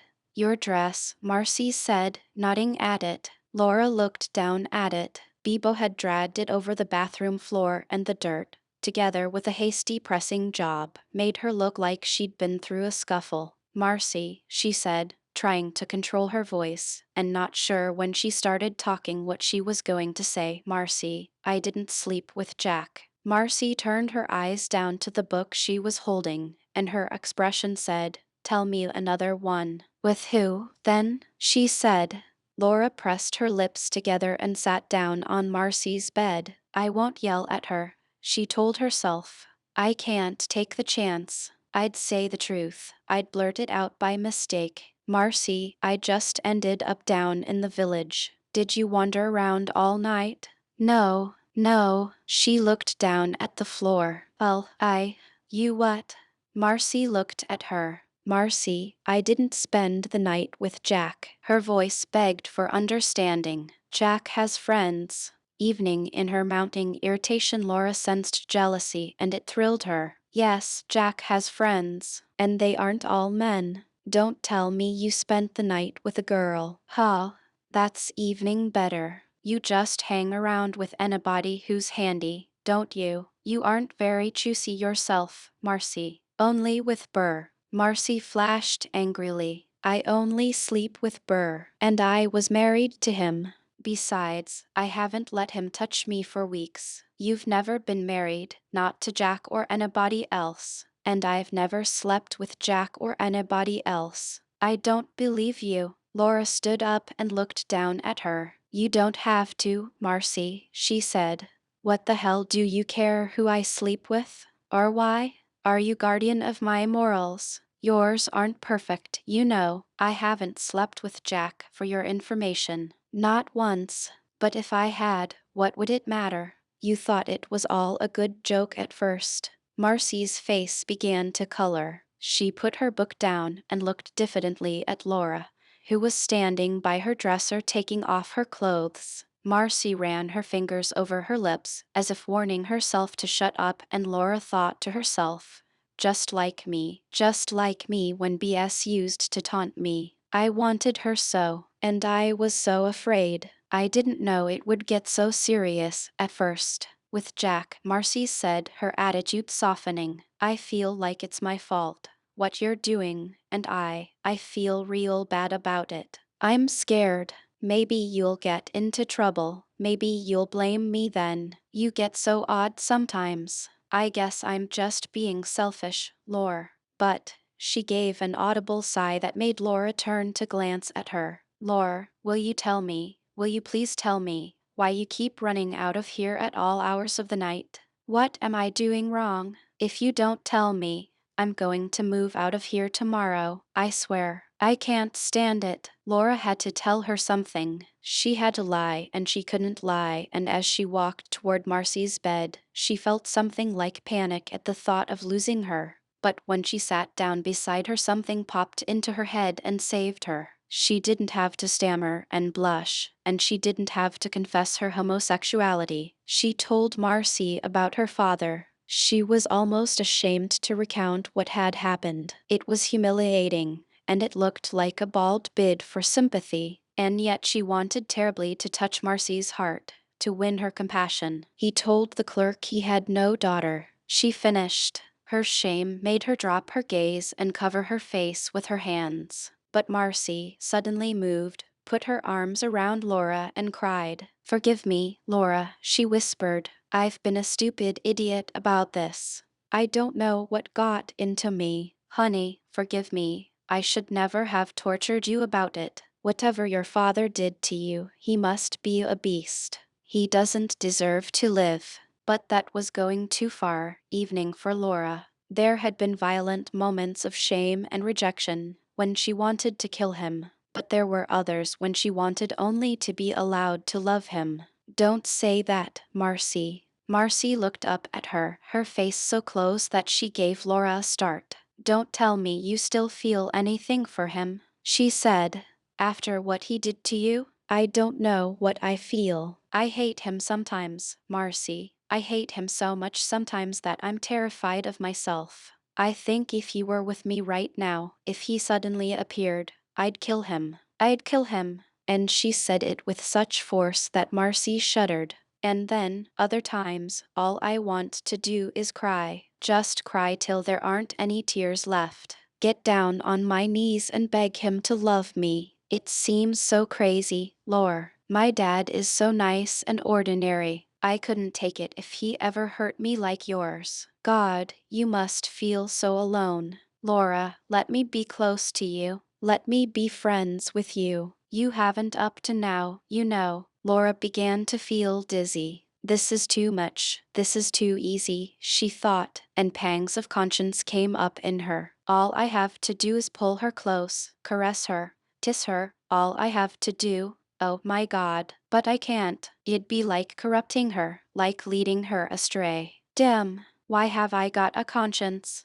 BS didn't have one. Neither does Bibo. Why me? Why can't I just take her? But she was too afraid. Laura, talk to me. You're off in another world again. Laura looked down at her, balanced between desire and fear, between desire and conscience, between desire and desire. Desire, Marcy, she whispered. Remember the night you wanted to touch tongues? Marcy laughed a little, embarrassed. Yes, she said. I told Burr about it. He says I'm cracked. Laura was shocked. You told Burr? She said, hurt by the betrayal. Well, don't look so horrified. Marcy giggled. Don't tell me you didn't tell Jack. And Laura, by her sudden confusion, admitted that she had. With the admission and the shock came a clear head. She stood up. Marcy watched her. I'm going to bed, Laura said. I'm too beat to talk. I'm just worn out. Marcy let her go without a word. Her eyes followed Laura around the room. Laura ignored her studiously. She was asleep within minutes after she lay down. Too tired evening to worry. Asterisk, asterisk, asterisk. Laura knew she would have to lie to Sarah in the morning about where she spent the day before. She made up her mind to do it fast and simply. She organized a little story about a sick headache and she delivered it quickly, evening before Sarah had a chance to ask. Sarah took it at face value. At the end of the day, she called Marcy and told her she'd be late. I've got to stay here and catch up, she explained. I've done nothing but get behind the whole time Jean's been away. I just can't seem to get the work done. I'm not going to lose this job. You're wearing yourself out, Laura. I think you're crazy. You can get a much softer job and earn a lot more money. In fact, I talked to Mr. Marquardt about you. You what? Yes, she laughed. Today, I thought it would be fun if we could be in the same office. Besides, I never saw anybody work like you do. It's insane when all you have to do is sit around. Marcy, I don't want to sit around. I don't need help. I can do this myself. I know you did it out of friendship, but damn it, I want to work. I don't want to sit around on my behind all day, counting the minutes till the next coffee break. Marcy was taken aback by the forcefulness of it. Laura, I didn't mean, she began, and her voice was hurt. I know. I'm grateful, Marcy, forgive me. But I have something to prove, staying here. It's only hard at first. When you're learning, it'll get easier. And in another 2 weeks there'll be 3 of us at the office. She knew she had hurt Marcy's feelings, and when she hung up she wondered if it was worth it. Why don't I quit? Why don't I take a soft job, like Marcy? But she knew what scorn her father would pour on a job like that. It was only the tough ones, the ones that took it out of you, that demanded your best, that he had any respect for. Laura stayed on until nearly 8 by herself. The building was crypt quiet and she was deep in the last round of reports she intended to do, when the door opened and a voice said, Laura. Laura gave a gasp of shock, throwing her hands over her face. She was so startled that she found herself trembling all over. For a moment she was unable to move. Laura, he said again. Laura turned slowly around in her swivel chair, taking her hands away from her face. She looked up, her face cold and white and resentful. It was Burr. She didn't say a word. She only stared at him in surprise. She felt overflowing with hatred for him, as if Merrill Landon were standing there. Burr was somewhat taken aback. Marcy said you were down here, he said, a little awkwardly. I wanted to talk to you. He shrugged and pulled Sarah's chair out from her desk, sitting down about 5 feet from Laura. She said nothing. Laura, he said, embarrassed. We started out to be pretty good friends, you and I. He turned his hat around and around in his hands, studying it while he talked. Then, I don't know why, we seemed to, well, we just didn't have anything to say to each other. I guess maybe because we always talked about books. And Marcy, you don't seem to be reading any books anymore. And Marcy, well, he seemed at a loss for words here. He twirled his hat assiduously, as if that may give him some answers. But it was no help. Of course, I haven't been around much lately, either, he said. Laura was suddenly a little scared, but she was determined not to be any more helpful than his hat. She only glared at him. She still hadn't said a word to him. After all, she thought, I haven't done anything. He still hasn't said what he wants. Well, frankly, Laura, Marcy's changed. I don't know what the hell's come over her. I thought maybe you could help me out. He eyed her closely. I guess it sounds pretty silly, but I love her, and all of a sudden I can't even see her anymore. I can't get near her. She's just not interested. When Laura still said nothing, he went on, I mean, I know it's not your problem, but I thought, being her roommate, you may help me out. He looked up at her, smiling a little, but his smile faded when he saw the look on her face. Laura was thinking, why the hell should I help you? But she said, why don't you stop fighting with her, Burr? Maybe that would help. Her voice was faintly sarcastic. When we fought, he said, at least we could always make up. That was fun. We both enjoyed it. Then all of a sudden, a couple of weeks ago, Marcy wouldn't fight anymore. I don't know what the hell got into her. She just got quiet and thoughtful. She wouldn't fight and she wouldn't make love. I'm beginning to think she needed to fight before she could make love. Maybe that's the only thing that excited her. He looked quizzically at Laura. How would I know? Maybe you needed it, Laura said and shrugged. By her reticence, she had made Burr uncomfortable. Well, I know it isn't exactly the sort of thing to bother you with, he said, making a visible effort to control his temper. But damn it, Laura, I love her. She's my wife. I still think of her that way. I can't help it. I was a fool ever to let her have that divorce. Do you think getting married again would change any of that? Laura said.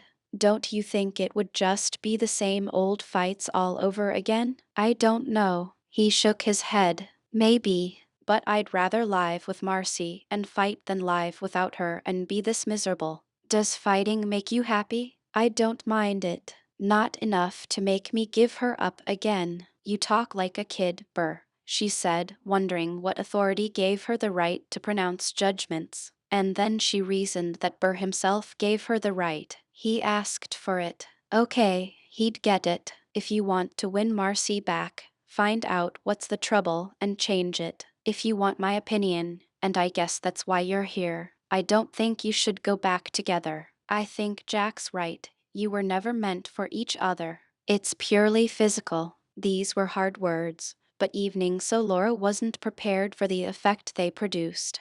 Burr went pale and his mouth dropped open. Suddenly he stood up. Jack said that, he said incredulously. Jack, and Laura went a little sick. She had violated a confidence without even meaning to. The one person she couldn't bear to hurt, to alienate right now, was Jack. Maybe I'm mistaken, she said quickly. But who else could it be? It was me, Burr. I don't know why I said that. It wasn't Jack. Oh, it was you. He had been surprised into a fury. He had been nursing his grievance, trying to talk calmly to Laura. Now his feelings got out of control. Well, I'll tell you something, Laura. I don't believe you. It was Jack or you wouldn't have said so. You're a lousy liar. Now suppose you explain something to me. He leaned with his fists on her desk. Laura leaned away from him, frightened now. Calm down, Burr, she said, but he ignored her. You and Jack can both go to hell, he said.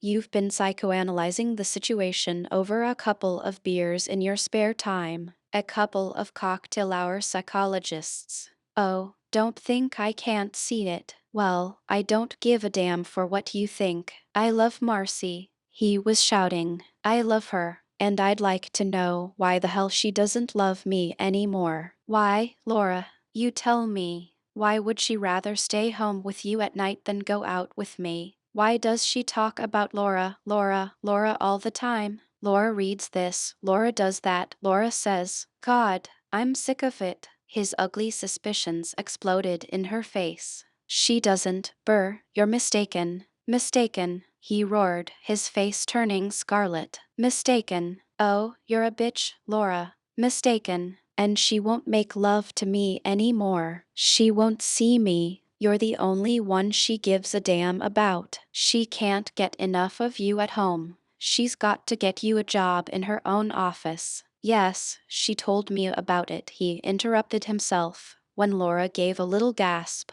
Burr, you fool, you're making things up, Laura said. She looked cold and controlled, but there was a terror inside her that he couldn't see. She rose in her seat and faced him, their faces not a foot apart. Now get out of here. It had worked before with other men. It had to work now with Burr. She would give him no satisfaction. Don't tell me you're not up to some goddamn funny business, he growled. I'm not up to any goddamn funny business, she replied quietly. Then what's all this crap about touching tongues? In the dark, in bed. Why does Marcy follow you around like you were Svengali? She doesn't.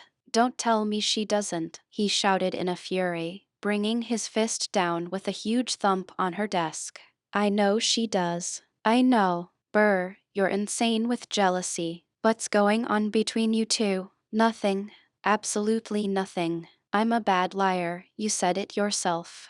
If I had ever touched Marcy, I couldn't lie about it. She glared at him, her face a mask, almost white, her eyes brilliant and her body tense. You want her. Admit it. He was quiet now, but it was the quiet of hatred. I won't admit anything.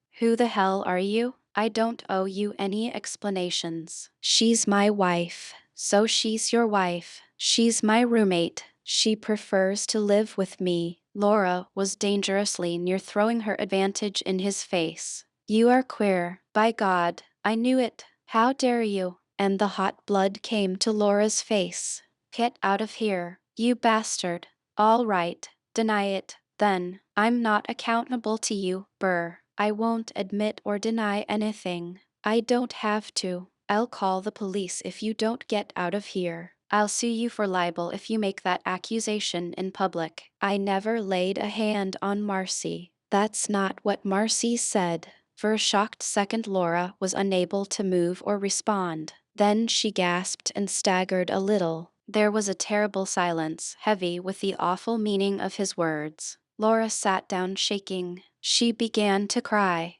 Burr watched her in silent fury for a moment. Then he said, I thought that'd get you, you bitch. His voice was low and dry. I came here to talk to you like a human being, to give you a chance. But you act like a goddamn queen. You act like I was in the wrong, not you. Like I was an animal. Well, you're no better. You're a pervert, Laura. And I'm going to get Marcy away from you, if I have to call out the cops to do it. You're not going to touch her again. He turned sharply and started out. Burr, Burr, my God. Wait, what did she say? What did she tell you? Can't you guess? She made it up. Burr, believe me. Please believe me. She was begging him now. You know how she is. Yeah, I know how she is. She didn't make this up. She did. She's lying. She's telling the truth. You're perverting her. It's obvious. Evening, I can see it. Perverting her.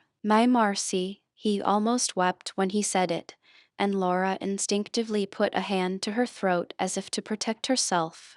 Burr, she said, and her voice was deeply intense and quiet.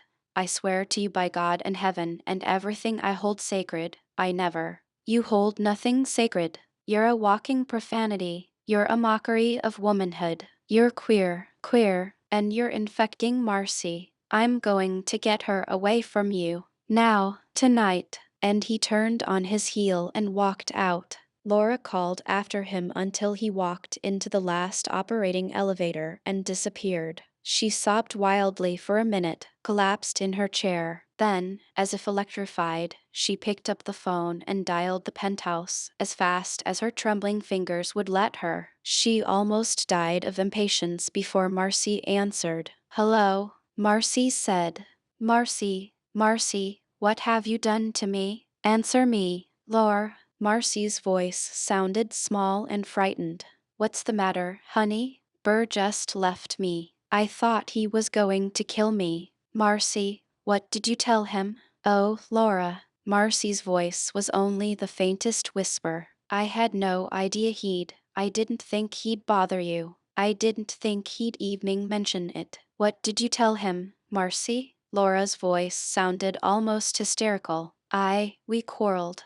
Marcy was crying quietly while she talked. We quarreled for the first time in weeks. It was terrible, as if to make up for all those weeks when we didn't fight at all. He accused me of, forgive me, Laura, I'm ashamed to say these words, of falling in love with you. Laura groaned despairingly. Laura, I'm so sorry. I guess I talked about you all the time. I get interested in somebody, or something, and I just don't talk about anything else for a while. I talked about you because I admire you so much. Well, he got the wrong idea, that's all. But I didn't realize it. I swear I didn't, Laura. I would have stopped him if I had. And then we had this quarrel tonight, and I said some things I shouldn't have. What things? What things, Marcy? Marcy sobbed. He accused me of trying to tempt you, of egging you on. Oh, Laura, this is too horrible. I can't go on. Tell me. And I got so furious. It was so unfair. We haven't done anything. He was just determined to believe it. He can't believe I just don't want to see him anymore. That's too hard on his damned pride. So he was just waiting for somebody to blame. And there you were. And I was so damn mad at him. It was hopeless. There was no talking to him. He was losing me, because somebody else was winning me. That's the only way he could see it. So I finally just shouted at him, all right, have it your way, you big fool. Believe what you want to believe. I can't stop you. She was interrupted by her own sobs. Marcy, Laura said, making a huge effort to control herself. Did you tell him that she could hardly get the words out? Made love to you? No, no, Laura, Marcy cried. Did you tell him anything specific? Absolutely not, I swear. Laura gave a sigh of relief. She began to cry again herself. After a moment she said softly, Marcy, he's on his way to the penthouse. He says he's not going to let you spend another night in the same apartment with me. I'm infecting you. Oh, Laura, honey, God. So you'd better lock the door. We don't have a key. Get one from the janitor. I'm afraid of him. He's down in the basement. It's so dark down there, and he always tries to make a pass at me. I shouldn't think that would bother you. Laura couldn't help the dig. It made her feel better. Laura, he's nuts. He's a meatball. Well, damn it, do something. Laura cried, exasperated. Then she forced herself to speak quietly. All right, call the police, she said. Say your former husband is threatening you. Say you're afraid of him. You think he wants to kill you. Say anything. Tell them he's on his way over right now and you want protection. Laura, I've never done such a thing in my life. Poor Burr. I've known him since I was a kid. I worshipped him. You stopped worshipping him in a hurry, when you had to live with him. Listen to me. There's not much time. If you don't want him to do something violent, you'd better get some protection. I can't fight him off for you, unless you want to go with him tonight. Go with him. That bastard. After what he did tonight, he can go to hell. Without me. That's where he'd like to see me, Laura said. I'd better not show up. I'll stay down here for another hour or so. I'll call you before I come home, to be sure the coast is clear. Laura, I hate to call the police, Laura. It makes me sick. She sounded miserable. Marcy, for God's sake, you're a taxpayer. You're entitled to protection. Burr was in a fit when he left here. Marcy began to weep again. Laura, I'm so sorry. I'm so sorry, she said softly over the phone. Laura's heart softened too. Oh, Marcy, she moaned. I guess it really isn't anybody's fault. Burr's still in love with you. None of us realized how much. He had to be jealous of somebody, and he knew you weren't dating anybody else. We've all been pretty stupid about the whole thing. I just hope to God it blows over. All of a sudden she felt powerfully tired. It's all my fault, Marcy said. Everything's my fault. I'll make it up to you, Laura, I promise. Never mind, honey, just keep out of trouble tonight. I'll be home about 10. I'll call you first. Okay. Marcy was still crying when she hung up. Asterisk, asterisk, asterisk. For a long time Laura sat at her desk, staring into space. The windows were black, gold-spangled with the city night, and everything was still. She got up, feeling weak and tired, and yet not desperate or frightened any more. Burr had no proof of anything. Marcy would deny everything, and if things went as it seemed they must, Burr would act like a crazy man and convince the police he was bent on violence. Marcy would be genuinely frightened and it would show. There ought not to be any difficulty about it. She got her things together and turned out the office light. The hall to the elevator was bare and echoing as she walked down it. The elevator boy was silent, as if he too had been touched by the vast quiet of the night. Laura walked out on the street. People hustled by, lights shone, cars honked, but it all seemed far away, not very real. Her senses registered only half of what they perceived. Where shall I go? I'd better not try to go home for a while. Not till Burr leaves. Another hour, at least. She looked at her watch. 8:30. She walked slowly, gazing ahead of her like a sleepwalker. I'll go somewhere where I can sit down and read, she thought. She bought a magazine from a corner stand and sauntered on another couple of blocks until she saw the McAlton on the next corner. She almost exclaimed aloud, as if the hotel had been sneaking up on her while she marked time on the sidewalk. She stopped in her tracks to stare at it and then looked self-consciously into a shop window. After a few minutes she moved on to the hotel. If I just sit in a corner, as if I'm waiting for somebody, they can't do anything. I'll just read this thing till 9:30 or so. A tiny, unworded excitement knotted itself around her heart and stuck there, prepared to stay for as long as Laura stayed in the lobby. She didn't go over to the desk. She just sat down in an alcove on a leather-covered sofa next to a fat middle-aged woman. She read until 9:30. Then she got up and walked halfway across the lobby to the phone booths, entered one, and dialed the penthouse. Marcy answered. Is everything all right, Marcy? It's Laura. Yes. She sounded tired, reticent. What happened? Nothing. The policeman got here right after Burr did. Burr was yelling like a crazy man. The policeman took him out and told him to stop bothering me or they'd take him down and book him. He was furious. He cried, but he went. Damn it, he deserved it, after what he did to you. Are you alone now? Yes. Laura suddenly felt enormously relieved. Thank God, she said. Will you be right home? Yes, right away. She hung up and left the booth, putting some change in her purse. She felt much better. Burr was mad as hell, that was certain. But for the moment he would have to watch himself. He would have to be careful. Marcy was disgusted with him. Obviously force was the wrong way to get her back. And suddenly Laura saw her father. Merrill Landon was about 20 feet from her, his face turned profile to her, talking to some men. Laura gave a low cry, almost inaudible, and her heart stopped.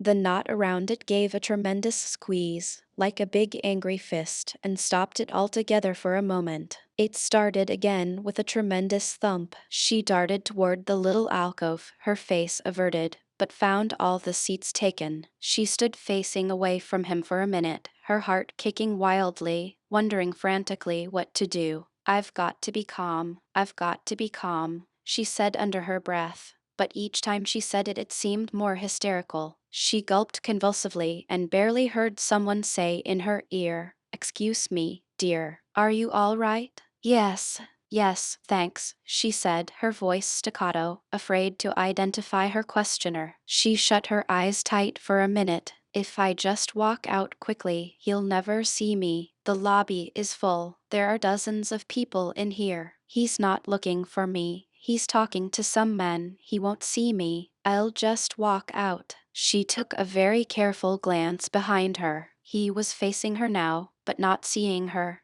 gesturing, talking, engrossed in his words. He would never see her. For a second she permitted herself the luxury of looking hard at him, his big maleness, his strong face that could never be called handsome and yet compelled interest. That face that almost never smiled at Laura since she was 5 years old. That face she was condemned to love. Laura turned away then and began to walk toward the door, keeping her face averted, hurrying, her heart pounding as if she were running up a steep hill. Near the door she slowed down a little. I'll never see him again, she told herself fiercely. Just one more glance. It will have to last me my life. She turned around slowly, carefully, just 5 feet from the door and safety. He was looking at her, looking straight at her, as if he had been following her through the crowd with his eyes, not quite sure, but wondering. For a split second Laura didn't believe it, thought he didn't really see her and was just looking that way. But then he cried, "Laura," in his big rough voice, and her eyes went huge with fear and she gasped and turned and ran as if the devil were after her. She ran headlong, panicky, her heart huge and desperate, struggling to get out of her throat. She ran with all her strength and with an unreasoning terror whipping her heels, all the way to the subway. She never once looked back. People turned to stare. They jumped out of the way and she collided with a dozen of them. She almost fell down the subway steps and ran and dodged and shoved her way into the ladies' restroom. There, she fell on the floor, whimpering, crying despairingly, unable to lift herself off the filth of the black floor and completely unaware of anything but the hysterical fear that gripped her. After a while she felt hands on her shoulders and she gave a wild scream and sat up. A terrified negress was bending over her, saying, "There now, there now." Her eyes were all whites. Laura panted, speechless, gasping for breath. She leaned exhausted against the door of a booth until her wind came back to her, and then she tried to get up. The Negro woman helped her, handling her like heirloom china, watching her every second for fear she would take off on another fit. Laura half staggered to the wash basin and turned the water on. She looked at her haggard face in the mirror, and an attack of real crying, soothing relief with real tears, overwhelmed her. "Father, father, father," she cried softly, her face in her hands. "Can I help you, miss?" the colored woman asked. She was scared by Laura's behavior, but fascinated. Laura shook her head. After a moment's pause the woman said, "You came in here like a bat out of hell. You was out of your mind, honey, that's for sure. Was some son of Fabbage chassin' you?" Laura put her hands down to look at the woman in the cracked mirror over the basin. She nodded. "Well, I never seen a girl so scared in my life." "Never," she shook her head positively. "You better get yourself some help, honey. Is he still out there?" At this Laura went so white that she frightened the woman again, who said, there now, didn't mean to start nothin'. Don't go off like that again." Laura turned around to look at her, and in her awful unhappiness she went to her and put her arms around her, to the bottomless astonishment of the woman, and wept on her shoulder. "I never had a mother," Laura sobbed. "I never had a mother." And her heart was broken. The woman held her like a child and said, there now, everybody's got a mother, evening you. Nobody knows me. I don't evening know myself. I don't know what I'm doing here," she said brokenly. "I'm a stranger in this world." "Well, now," said the woman, "everybody's a stranger when you look at it that way. But everybody got a chance to find a little love. That's the most important thing. When you got a little love, the rest don't seem so strange or sad no more. There now, honey, there now." Laura suddenly shied away from her. "Don't call me honey," she said, her face twisted with misery. The Negro woman let her go, shaking her head. "You pretty sick, girl," she said. "You need a doctor, and that's the truth." Laura turned and walked out of the restroom on shaking legs. Outside she looked warily up and down the waiting platform. Only a handful of people were there. A train had gone through just after she entered the restroom and had taken most of the crowd with it. She waited in silence for the next train. The woman came out of the rest room after Laura. She stood some distance from her, staring at her with a mixture of distrust and pity, until the train arrived and the crowd separated them. Asterisk, asterisk, asterisk. Laura came home too exhausted to talk about it, to be embarrassed with Marcy about the fight with Burr. She was so full of her experience, so absorbed in her father, that nobody else seemed real. She almost fell into her bed, with hardly a word to Marcy, and lay there wrapped up in herself, crying quietly for a long time. Things were no better in the morning. Somehow the enormity of Burr's accusation hung between them like a curtain. They could look at each other only furtively. They couldn't speak. They were embarrassed, a little afraid of each other, and it made them overly polite. All they said was, "Excuse me, pass the cream, please, I'm sorry." Laura had the additional burden of her terrible flight from her father to keep her both silent and preoccupied. She was unable to figure it out. She knew she didn't want to talk to him, to show him any forgiveness at all, to satisfy his curiosity about her, if he had any. She only wanted a glimpse of him. She wanted to reassure herself that he was still in New York, even though she knew he was. And she knew he may see her if she hung around his hotel. And she was ashamed that he should see her and know how important he was to her, evening after his cruel denial of her. All these things were plain to Laura, and yet when she looked back on the night before it seemed incredible, especially her own terror. Asterisk, asterisk, asterisk. They parted for work without more than a perfunctory goodbye. Laura knew it was going to be a rough day. She had had almost no sleep, and for the first time since she took the job, she didn't even give a damn what happened. She was too engrossed in herself and the urgent, unnameable feelings that plagued her. Not even the head start she had given herself the night before encouraged her. It only reminded her of Burr and the ugly quarrel they had had. The thought of her father, which usually spurred her on, evening on the darkest days, now filled her with a shaky apprehension, and so engaged her mind that it was hard for her to think about anything else. Bombshells fell around her all day. Marcy called in tears at 10 to say she couldn't stand it any longer and wouldn't Laura forgive her, and Laura was forced to take time out, while Dr. Hagstrom was in the room, to reassure her. Marcy wouldn't be put off. There was no help for it. Sarah reminded her that they were all going out for dinner that night. They had arranged to meet Jack and Carl Jensen at a small bar a couple of blocks away for cocktails and to go on from there. It wasn't until Sarah mentioned it that Laura Evening remembered it, and then she was dismayed. Just before lunch, Jack called. "Laura," he said firmly, "what the hell are you trying to do to me?" "Nothing." "What's the matter, Jack? Can't you make it tonight?" "Tonight be damned. I'm liable to get skinned alive. Right now." "Did something go wrong with Terry?" Laura was startled into attention. He paused a minute before answering, taken aback to hear his lover mentioned right out on the phone. "No," he said. "I spoil him rotten, but that's nothing new." "Guess again." "Well, Jack, I don't have time for guessing games. I know, you're behind. Burr told me you stayed late last night to catch up." "Burr told you?" Oh, suddenly she remembered. "What's the matter with me? You tell me. I'd like to know." "Burr was real sweet. He told me I was a lousy bastard and no friend of his, and I could take my psychoanalysis and cram it. Oh, he told me some very interesting things. He told me you're queer and you're perverting Marcy, and you two are lovers, and Marcy sicked the cops on him last night, and God knows what else. Would you care to explain to me what the hell is going on? Just so I won't put my foot in my mouth. You know how it is." There was the forgiveness in his bitter humor, and it made her miserable. "Jack, I'm so terribly sorry," she said.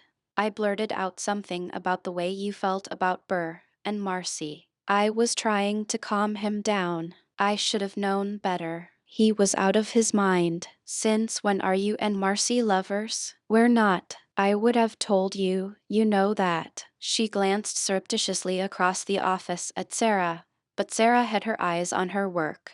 "Burr got it into his head we were, because Marcy talked about me so much." because she stayed home and wouldn't go out with him. When he accused her, it made her so mad she just told him, okay, believe it. And he did. I thought he was going to kill me last night. At this Sarah did look up, but Laura didn't notice. Well, that's a hell of a story, Jack said. It's the truth, Jack, I swear. Never mind the truth. You've got me in a lovely mess. Burr thinks I promoted the whole affair. My God, Jack, what'll we do? What can we do? Have you done anything with Marcy you wouldn't want to write home about? Nothing. I wish to God now I had. As long as he's going to believe it anyway. Oh, no, Christ. Whatever you do, Laura, don't touch Marcy. Not till Burr straightens out. Never, if you have any sense. Laura wouldn't answer him. She felt closer to winning Marcy, in spite of their awkwardness with each other this morning, than she ever had. She wouldn't make any promises to Jack. You hear me, Mother?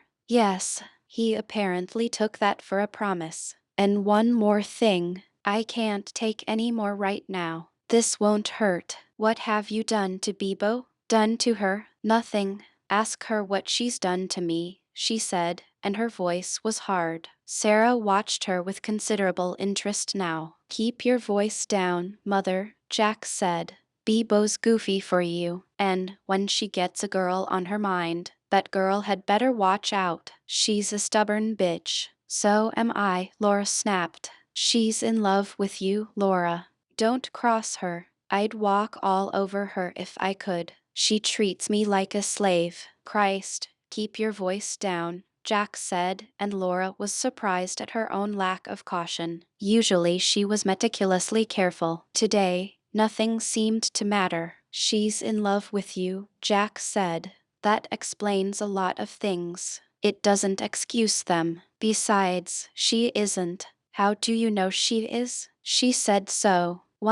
Last night, Laura couldn't help being flattered. The pleasure in her was warm and sudden and overwhelmed her bad conscience briefly. I'm not going to see her again, she told Jack. This time she almost whispered, which intrigued Sarah still more. Jack laughed. Have it your way, he said. Only don't drag me into your messes any more, Mother. I've got enough of my own. Is everything all right between, She looked over at Sarah for the first time and surprised Sarah staring at her. Sarah went quickly back to work and Laura felt suddenly nervous. Jack, I'd better hang up. We'll talk tonight. Okay, see you at 5:30. Laura spent the rest of the day reassuring herself. I'll never go back to that hotel. He'll be gone tomorrow, or Sunday at the latest. The thought gave her considerable relief. Chapter 13. Carl Jensen was a clean-cut young man, very fair with freckled skin. He engaged Sarah in conversation right away. It was a part of what he considered good technique to get a girl talking, and he wasted no time. Jack and Laura had dinner with them, but Jack was obviously chafing to get away. They hadn't even finished their after-dinner coffee before he was whispering in Laura's ear, "Let's get the hell out of here." Laura, who was almost wordless through dinner, agreed. Jack did the dirty work. He told them a joke, he made them laugh, and then he said he had a meeting the next day up in Albany. Very unexpected. Would they mind, etc. They were a little startled, Jensen especially, for he had expected Jack and Laura to stick with him and lend moral support through the evening, but they replied, almost together, "No, go ahead. We don't mind." As soon as they were in the street, Jack sighed, "God, I couldn't have stood another minute of it. Straight people are so depressing." Laura smiled at him and noticed for the first time that evening how tired and worried he looked. She was so wound up in Laura Landon that nobody's troubles counted for her but her own. But now she saw Jack's anxiety and she was afraid she had caused it. She started to apologize. "Jack, I want you to know," she began. "Skip it, please." I said skip it, and his voice was harsh enough to hurt her. They walked along in silence for a minute and finally Laura said, "Jack, I have to talk. I feel awful about it. I saw my father last night. He saw me, too. I don't know what came over me. I've never been so terrified in my life, as if he were the devil, and I had to get away from him. I ran all the way to the subway. I think I was hysterical. He looked at her and then he sighed. Everybody's hysterical evening me. There was an old colored lady there, in the rest room. She said something I didn't understand then, but I've been thinking about it. She said everybody is a stranger in this world until he finds a little love. That's the most important thing. Wise lady, Jack said. They walked without talking for half a block. How's Terry? Laura asked. He needs a spanking. I act like a lovesick cow with him. I can't help it. I know I'm doing it, and I can't help it. He laughs at me. Jack looked at the pavement as he walked, his hands shoved into his pockets. Mother, he said slowly, do you want to get back in my good graces? I do, she said gently. Yes, I do. Well, he said, and stopped walking. She stopped beside him and saw that he was embarrassed. This is a rotten thing to do, but I'd do it for you. Bear that firmly in mind. He poked her chest between her breasts, as if he were making a point with a fellow businessman. It was intended to lighten the atmosphere a little, but the atmosphere was too heavy already. I'll help you, Jack, you know I will. Any way I can. You've been so wonderful to me. I don't know what I would have done. Okay. He stopped her abruptly and then seemed unable to speak himself for a minute. Finally he said, quickly, I'm losing him, Laura. Oh, Jack. She was suddenly full of sympathy, but he cut her off again. What the hell, he said cynically. I expected it. I predicted it. And I know why. Why? Mother, you have a short memory. He smiled wryly. My little friend likes nice things. Nice things cost money, and besides, he looked at his shoes, scraping one toe along a crack in the pavement. I can't handle him. I should shove his test down his throat. I should make him behave. And I can't. I feel more like falling on my knees and worshipping him. He has no respect for me. He spoke so softly that Laura had to strain to hear him. She put her hands on his arms. Jack, he's not worth your time, she said. Anybody who would take advantage. No, it's normal. In this abnormal world we live in, you and I. If I were young and beautiful, he'd settle for that. But I'm not. I'm middle-aged and ugly, and a sap. So it takes something else money. I wish I had the knack of being a millionaire. Damn it, Jack, you need somebody who can appreciate you. He laughed bitterly, but she went on. You make me hate Terry already without ever having seen him. No, Laura, he said seriously. Don't hate him. He's very young. He'll learn. It's my fault. I can't give him what he needs. Dollar bills. Jack sighed. That's my last chance. I know it takes something else, but I haven't got it. And now I haven't got the dollar bills, either. If I were a boy, I'd fall madly in love with you, Laura said. This was such a startling remark that Jack had to drop his cynicism and take it in the spirit in which it was given. Thanks, Mother, he said softly. He looked at her, his ugly, intelligent face prey to a number of strong emotions that he made no attempt to hide. It was a measure of his regard for Laura that he could let her see him stripped of wit and laughter like this. How much do you have in the bank, Laura? Laura stared a little at him, but then she said quickly, all I have is yours, Jack. It's not much, but if it'll help. He smiled a little and then he leaned over and kissed her cheek. You're a doll, he said. We both know this is a losing investment, but it'll give me a few more days with him. After that he shrugged. Well, I always seem to live through these things. I don't know why. They stood uncertainly on the corner for a minute and suddenly he asked, where are you going now? Home. To Marty? Yes. I hope Burr hasn't tried to bother her. He's pretty sick about the whole thing. I think he'll drink it off for a day or two. You should, too. The whole thing looks screwy to me. He looked at her. Come have a nightcap with me. Where? The cellar. Where else? I'm afraid I'll run into Bebo. He shrugged. I've gotten to know her better. He gazed away from her thoughtfully. You have. She calls me all the time. Where does Laura work? What does Laura like? Tell me all about her. She asked you that? Laura was slightly incredulous, but once again, she liked it. She was sorry she liked it, but she did. Yeah, I'm beginning to think I like her. You liked her before. I know. He laughed. I'm not making sense. I guess I mean I feel sympathetic toward her. We're both unlucky in love. At the moment, he looked hard at her then and said, Please come with me, Laura. I don't want to go home. Why not? Again he laughed, not so pleasantly this time. I'm afraid of what I'll find. Like what? Like somebody else in my bed with Terry. After a moment of shocked silence, Laura put her arm in his. Okay, she said.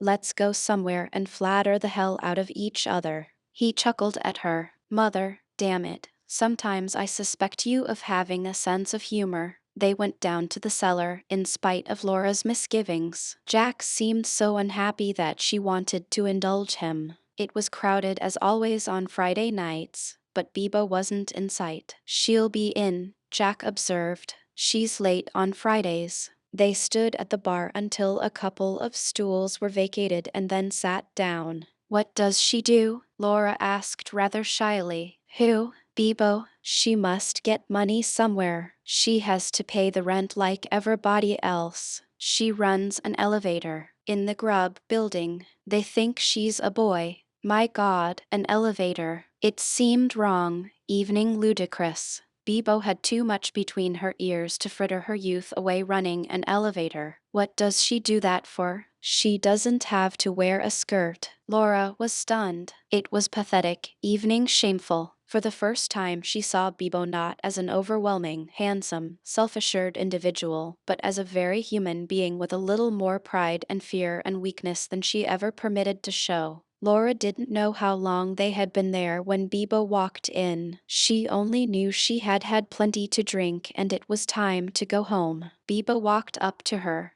and Laura saw her face first in the mirror. She turned around with a start and stared at her. Bibo was wearing a dress, and high-heeled shoes. She was over 6 feet in the high heels. Strangely enough, she wasn't awkward in them, either. She wasn't comfortable, but she could walk a straight line and keep her balance. Hello, Bo Peep, she said quietly in Laura's ear. Laura felt a grateful response flow down to her toes from the ear. Hello, she said to the mirror image and then turned to face her. Hello, Betty Jean. She looked at her skirt. Bibo gave her a wry smile. You remembered? She said.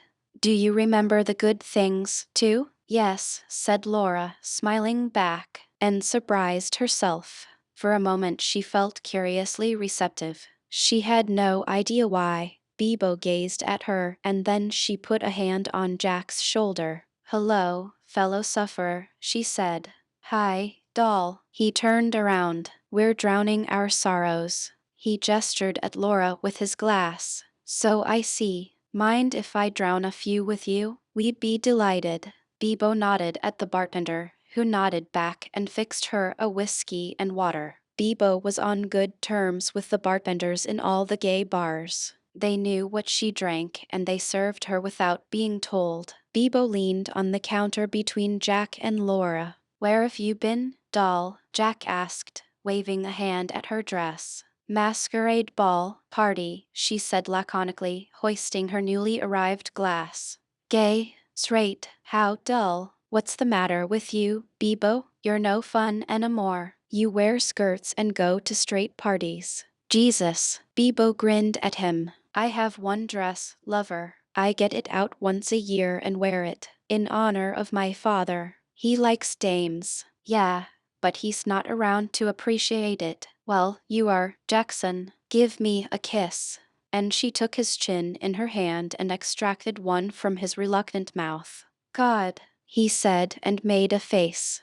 Bibo laughed, and Laura sat and watched them and wondered what they were all doing there and why they laughed at themselves when they were all aching inside from unspeakable hurts. She felt vaguely jealous to think of Bebo at a party with people she didn't know and had never seen. Bebo surrounded by women. Laura looked at her until Bebo returned the stare without talking, only looking at Laura until Laura had to lower her eyes. "What's eating you, Bo Peep?" Bebo said, running a finger around the edge of her glass. "Are pants really that important?" Laura said. She said it sarcastically because she was afraid of her tears. Bebo laughed a little. "I don't know. How important is that important? Why don't you get a decent job?" "Oh," said Bebo as she understood. She finished a second drink. "I've got one, baby. I'm a lift jockey. Very elevating work." "Not funny," Laura said.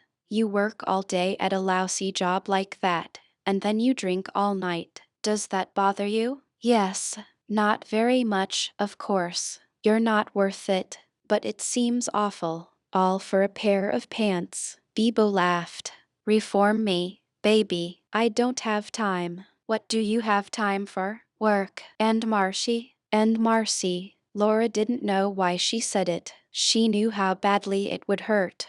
But she was high. The go-to-hell feeling was still with her from the morning. It was either hurt or be hurt, sarcasm or tears. She looked up slowly at Bebo, at her blue eyes and her lips turned down, with an unaccustomed trace of lipstick on them. Laura wanted to hurt her. She couldn't stop herself. She turned on her stool to face her. "You're ridiculous," she said.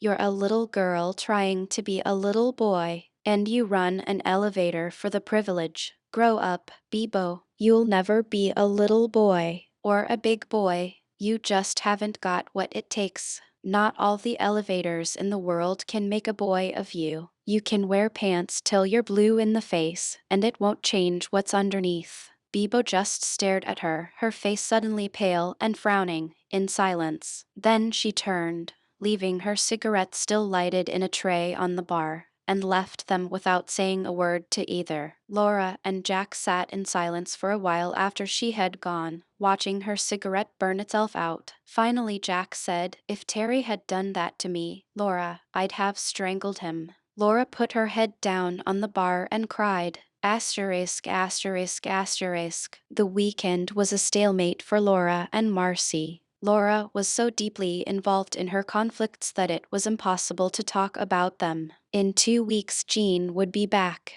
In a day her father would be gone. Burr would start hounding Marcy, and Laura still didn't know why Marcy had let him think they were lovers. And Bebo that hurt the worst, somehow. It was so needless, so brutal. The kind of thing Merrill Landon had done to her when he was in a temper, just to blow off steam, to dissipate the mood. Only he went evening farther. He would shout and call her names, slap her, call down the wrath of his dead wife and son on her head. Marcy couldn't get through to Laura hard as she tried. She, too, began to get moody. She launched into long, self-reproaching speeches which tortured Laura until she begged her to stop. On Monday Laura went to the bank before she went to the office and withdrew $192. She was going to leave herself 20, just in case, but she left herself 5 instead. She had a little at home. She could get along until the end of the week. The rent wasn't due and there was food in the house. Jack came by at 5 and picked it up. "Come out for dinner with me," he said.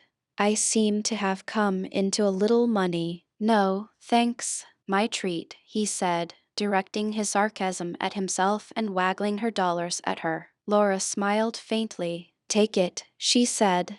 "I can't talk to anybody tonight. How's Marcy?" "Brooding. I get on her nerves, I guess." "That's only fair. She's made a mess of yours." "How's Burr?" He called her. They talked for a few minutes. He asked her to see him. "Will she?" "No, not yet." "HM?" "Never," Laura said sharply. "She's fed up with him." "Well, if not Burr, somebody else." Laura covered her face with her hands suddenly, and Jack looked at her sympathetically. "Just won't believe me, will you, Mother? You love Marcy, so sooner or later Marcy will have to give in and love you." "No," she said, looking up. "I know it's not that simple. It's just that I'm convinced I have a chance. I live with her, I know her, and she was willing to have Burr believe we were lovers. She was willing to get him the hell out of her hair after a bad quarrel, he said. That's all. She just let him believe it to get rid of him. Please, Jack, she said with forced patience. How's Terry? If he's going to torment me, I'll give him the same treatment, she thought. Jack lifted his eyebrows slightly and shrugged.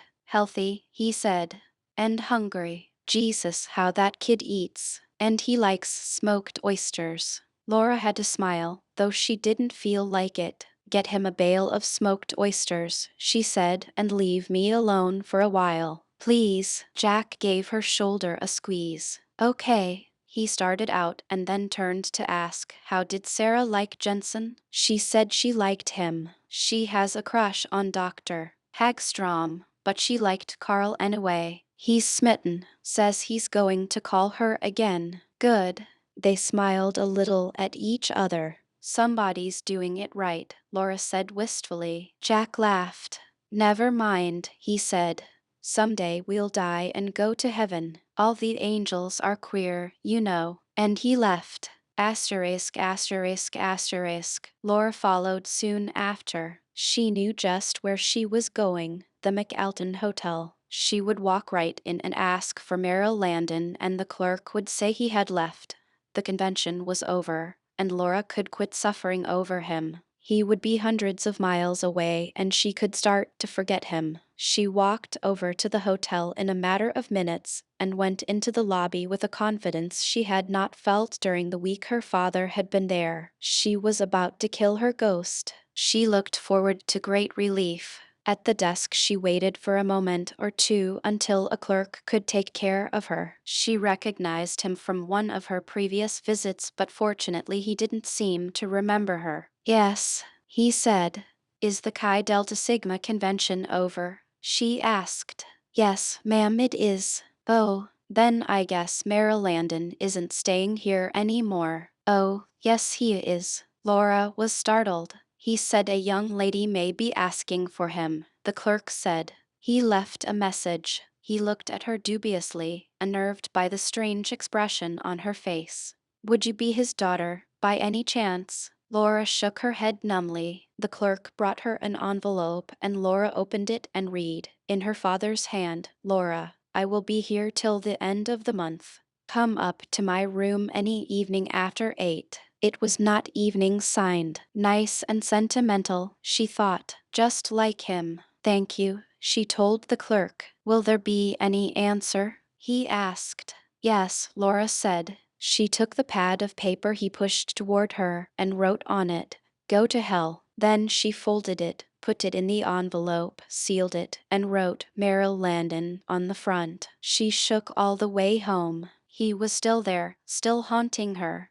waiting to pounce on her and punish her. When Marcy asked her what was the matter, Laura couldn't tell her. It was Laura's problem. It was intimate and awful, and she had no wish to share it. She hardly noticed how little she had looked at Marcy the past few days, how little she had responded to her. And yet in the back of her mind the question rankled. Why did Marcy let Burr believe that lie? Evening for a short while. Why hadn't she fought it harder? But the fact of her father's physical presence in New York obliterated other considerations. He was waiting for her around every corner, in every doorway. She was evening afraid to answer the phone, and afraid to return to his hotel for fear he would have the police there waiting for her. She didn't know on what grounds he could arrest her, but she believed her father could do anything violent and forceful. Her work suffered still more at the office, and she hadn't the interest to stay late and make it up. Sarah talked to her one afternoon at the end of the week. Guess what?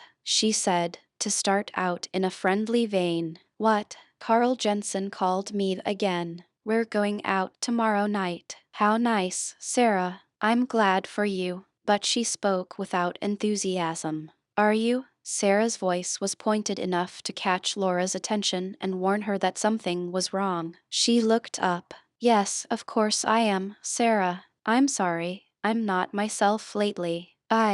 You've been in a fog all week. Another one of those headaches. No, I mean yes. I don't know. I just don't feel alive. She laughed listlessly. Sarah sat down beside her. Laura, she said firmly, you could do real well in this job if you wanted to. Everybody here likes you. Everybody's pulling for you. You're a good typist and you're a smart girl. Jeannie liked you a lot, and she'll be back here in another week. There'll be 3 of us, and things could go a lot better. But Laura, but I haven't worked out too well, Laura said for her. Is that it?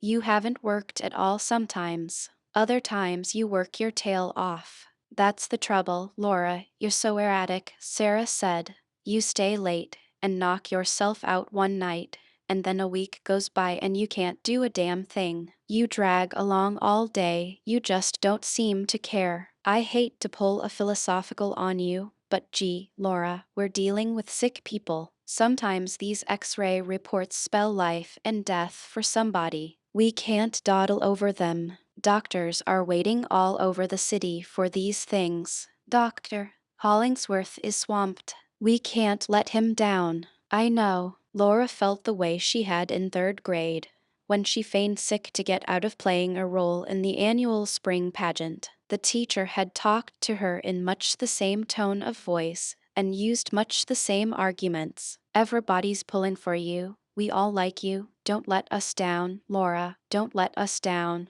But the thought of going out on that stage had appalled her. The whole audience melted down to one man, Merrill Landon. She had done it, finally, to prove she could. But his amused criticisms afterward had nearly killed her. I haven't been feeling well, she murmured to Sarah. Well, you'd better start feeling better, honey, because Dr. Hollingsworth and I had a little talk today. He asked me what was wrong with you. He thought maybe if you and I talked it over, you may tell me what was the matter. She spoke carefully, in a discreet voice. But Laura stood up, offended and frightened.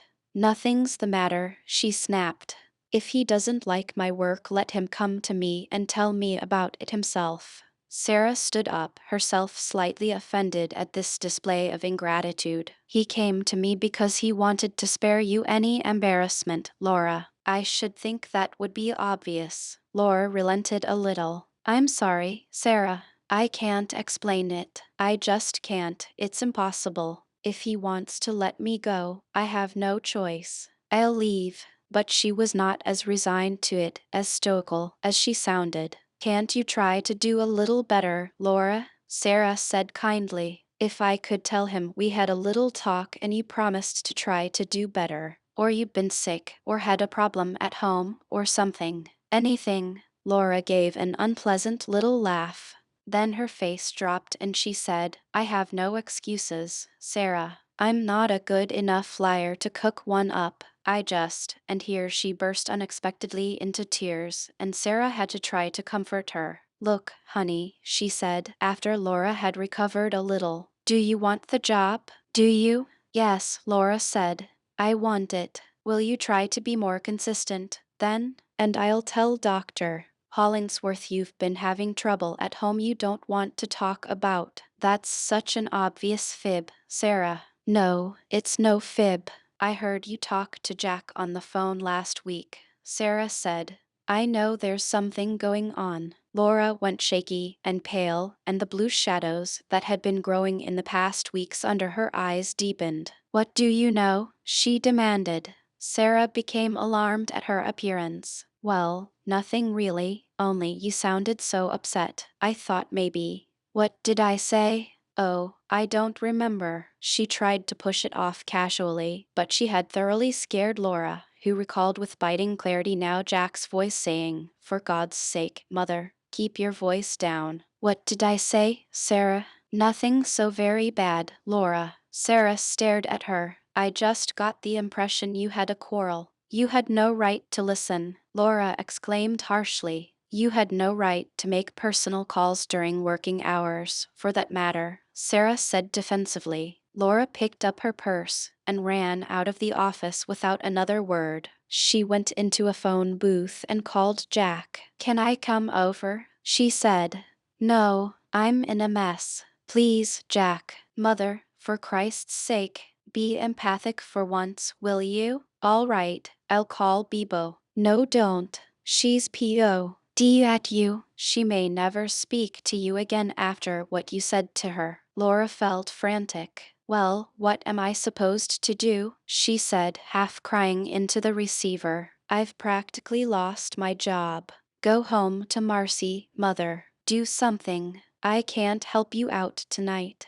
I'm sorry, honey. And he was. Oh, Jack, say something to me. Say something kind. Anything. After a pause, he said, I love you, mother. Only I'm not in love with you. I wish to hell I was. It couldn't be worse than Terry. Now be a doll and let me go. I'll call you tomorrow. She felt the urgency to get away in his voice and let him go. For a moment she sat in the booth and dried her tears. She felt sick about Bebo, but she was afraid to call her. Asterisk, asterisk, asterisk. It was another torturous weekend for Marcy, who was beginning to feel as if she had ruined Laura's life. It was Sunday night before they actually made any sort of communication with each other. Burr had been calling Marcy every night, trying to talk her into leaving the apartment. Their talks were short, but the animosity had faded from them. Laura listened to them listlessly. She could not avoid hearing them in the small apartment.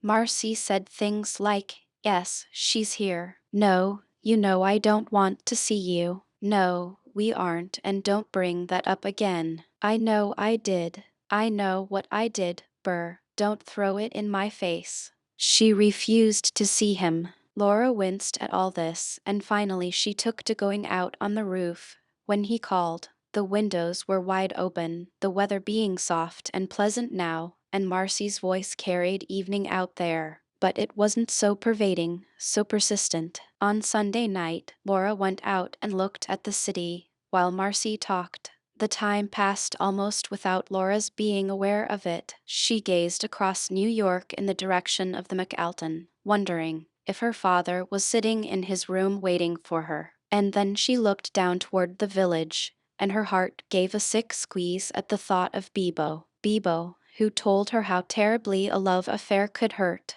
Bebo, who told her to beware, and then got caught in her own trap. Laura wondered if Bebo really loved her, if she could ever forgive her. Laura had attacked the very basis of her being, her body, her pride, her deepest needs. In that one quick wicked speech, Laura had ridiculed her. She felt the tears come, and she could hear Jack saying, if Terry said that to me, I'd strangle him. It was shameful. She grew very depressed, thinking of the necessity of going back to work in the office the next morning, with Sarah trying to put on cheerfulness and Dr. Hollingsworth, so kindly, so tolerant, watching for signs of steadiness and application in her, and herself, so heavily aware of their goodwill toward her, their frustration, and her own overwhelming complexities that sapped her strength and effort. She was startled when Marcy said at her elbow, Burr wants to see me. When Laura didn't answer, Marcy said he feels god-awful about the whole thing. He wants to apologize to me. Another silence.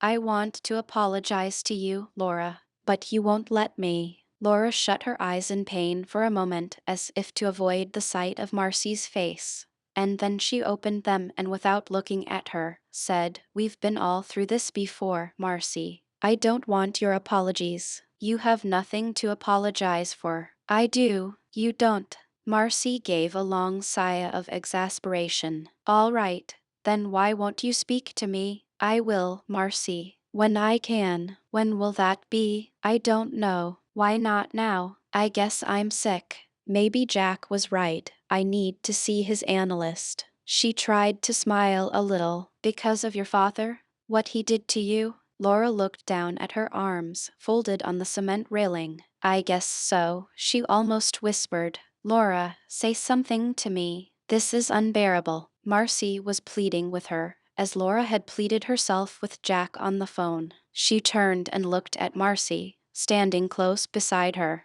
two delicate lines between her eyes betraying the tension inside her. For a moment Laura just looked at her. It had been over a week since she looked at Marcy that way. In the soft spring night, in the golden light fading up from the streets below, with the myriad muffled noises that are the music of a great city around them. They gazed at each other, and Marcy was very beautiful with her hair lifted gently in the breeze, and her eyes big with anxiety. She was wrapped in a blue silk negligee, and the lines of her slim young body showed through it. Finally, prompted by the necessity to speak, Laura said, "It's so hard to talk, Marcy. Words are so inadequate sometimes." "Any words will do, Laura. Except excuse me. That's all you've said to me for days on end." They smiled a little at each other, and Laura took her hands. She pulled just a little on them, and Marcy responded softly, coming toward her. "Laura, tell me I'm forgiven.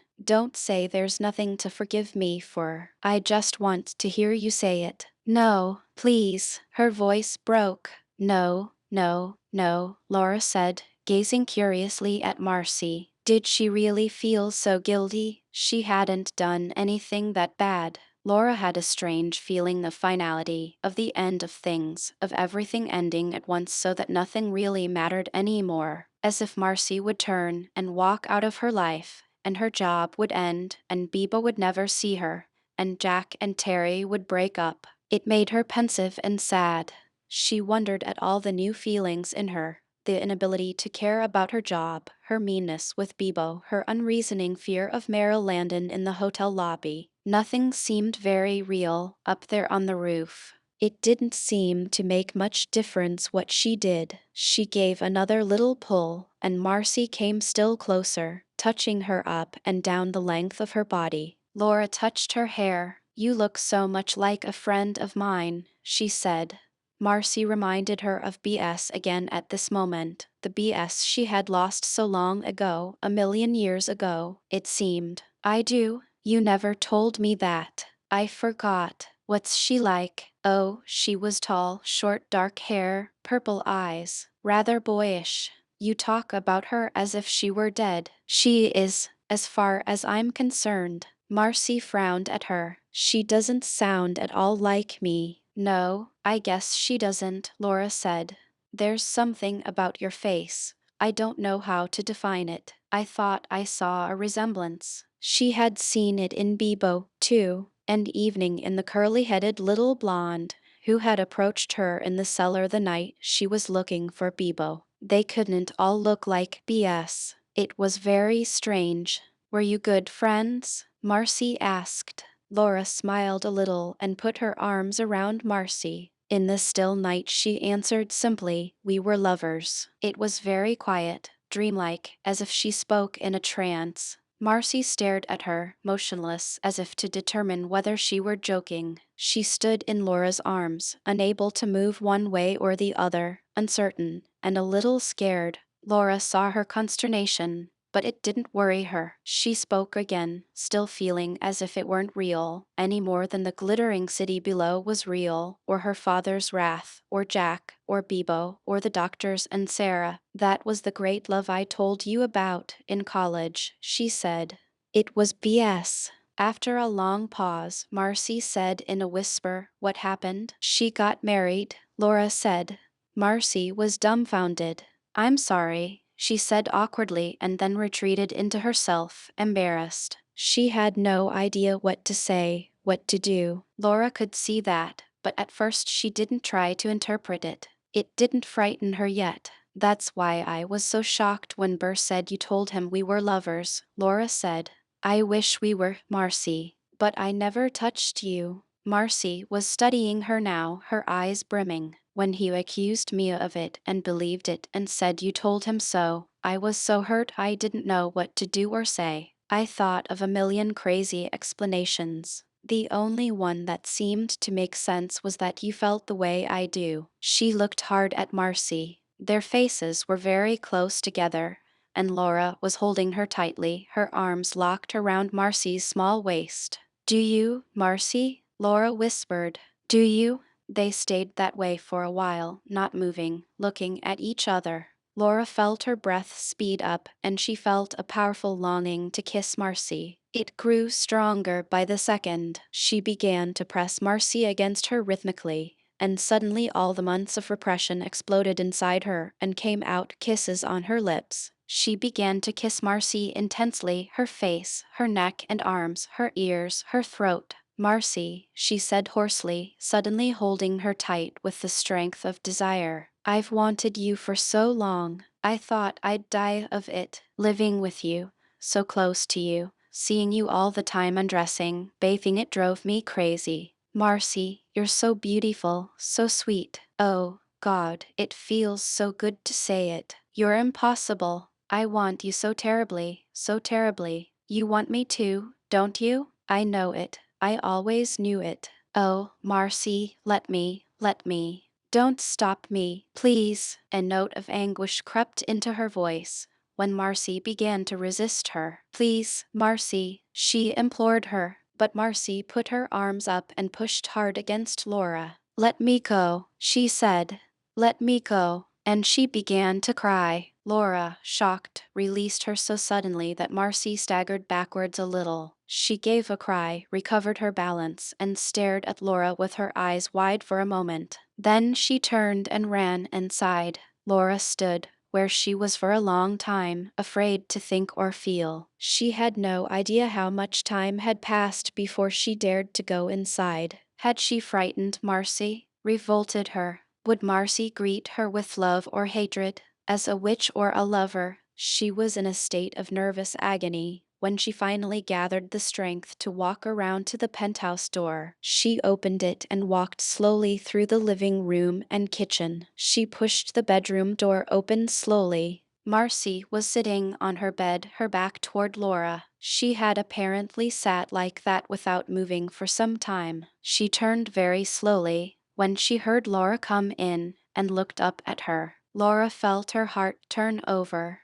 Marcy was so lovely, so miserable. It showed plainly in her face. Laura went to her and dropped to her knees in front of her and put her head in Marcy's lap, and when she felt Marcy's hand stroking her head, she wept. Forgive me, she begged. It's your turn now, Marcy. I frightened you. I didn't mean to. I didn't. And she caught Marcy's hand and kissed it. Laura, Marcy said quietly, I've been trying to talk to you for weeks and you wouldn't let me. Now it's eating me up. I'm going to tell you something, and you're going to listen. Her voice trembled so that Laura looked up at her. Laura, I'm so ashamed, so ashamed. Tell me, Marcy, tell me. I'm listening now. She searched her face anxiously. Marcy swallowed her tears and with a tremendous effort said, I did an awful thing, Laura. I've known for a while about you. She looked away, struggling with herself, her shame, her pity, her shaking voice. You knew? Laura whispered, going white. Yes, I couldn't help knowing. You couldn't hide it, Laura. You couldn't come near me without it showing, in your eyes, your face, the way you touched me. The things you said, all the crazy moods you had. You seemed afraid of me. You let things slip. You even kissed me once. I've been around enough to know. I knew about you. She wiped the tears from her cheeks embarrassedly and went on,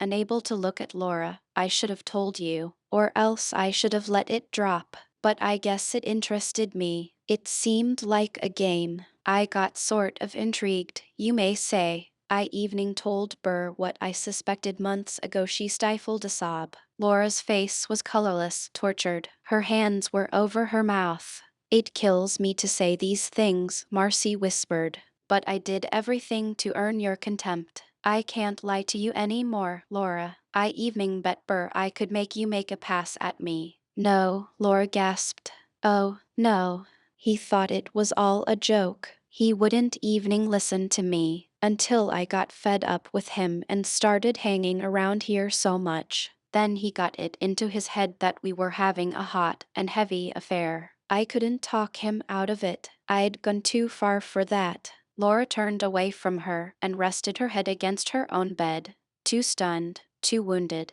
to answer or understand half of it. Laura, Marcy bent toward her. I don't know what crazy imp gets hold of me sometimes. I swear I don't. I never evening wondered what I'd do if it ever came to this, if you ever tried to make love to me. I guess I thought it would be a game, like everything else. I guess I thought it would be a lot of kicks, or just a stupid silly thing that wouldn't really matter to either of us. I guess I didn't think at all, and just now, on the roof, when you told me how you felt and how you wanted me, Laura, I had no idea you could love like that. I didn't know it could be beautiful or touching or tragic. I thought it was mostly play acting. I thought the only real love was between men and women. But you made it beautiful, Laura. I don't know what else to call it. I'm ashamed. Clear through my soul. I played you for a fool and all the while you were an angel. Laura began to sob.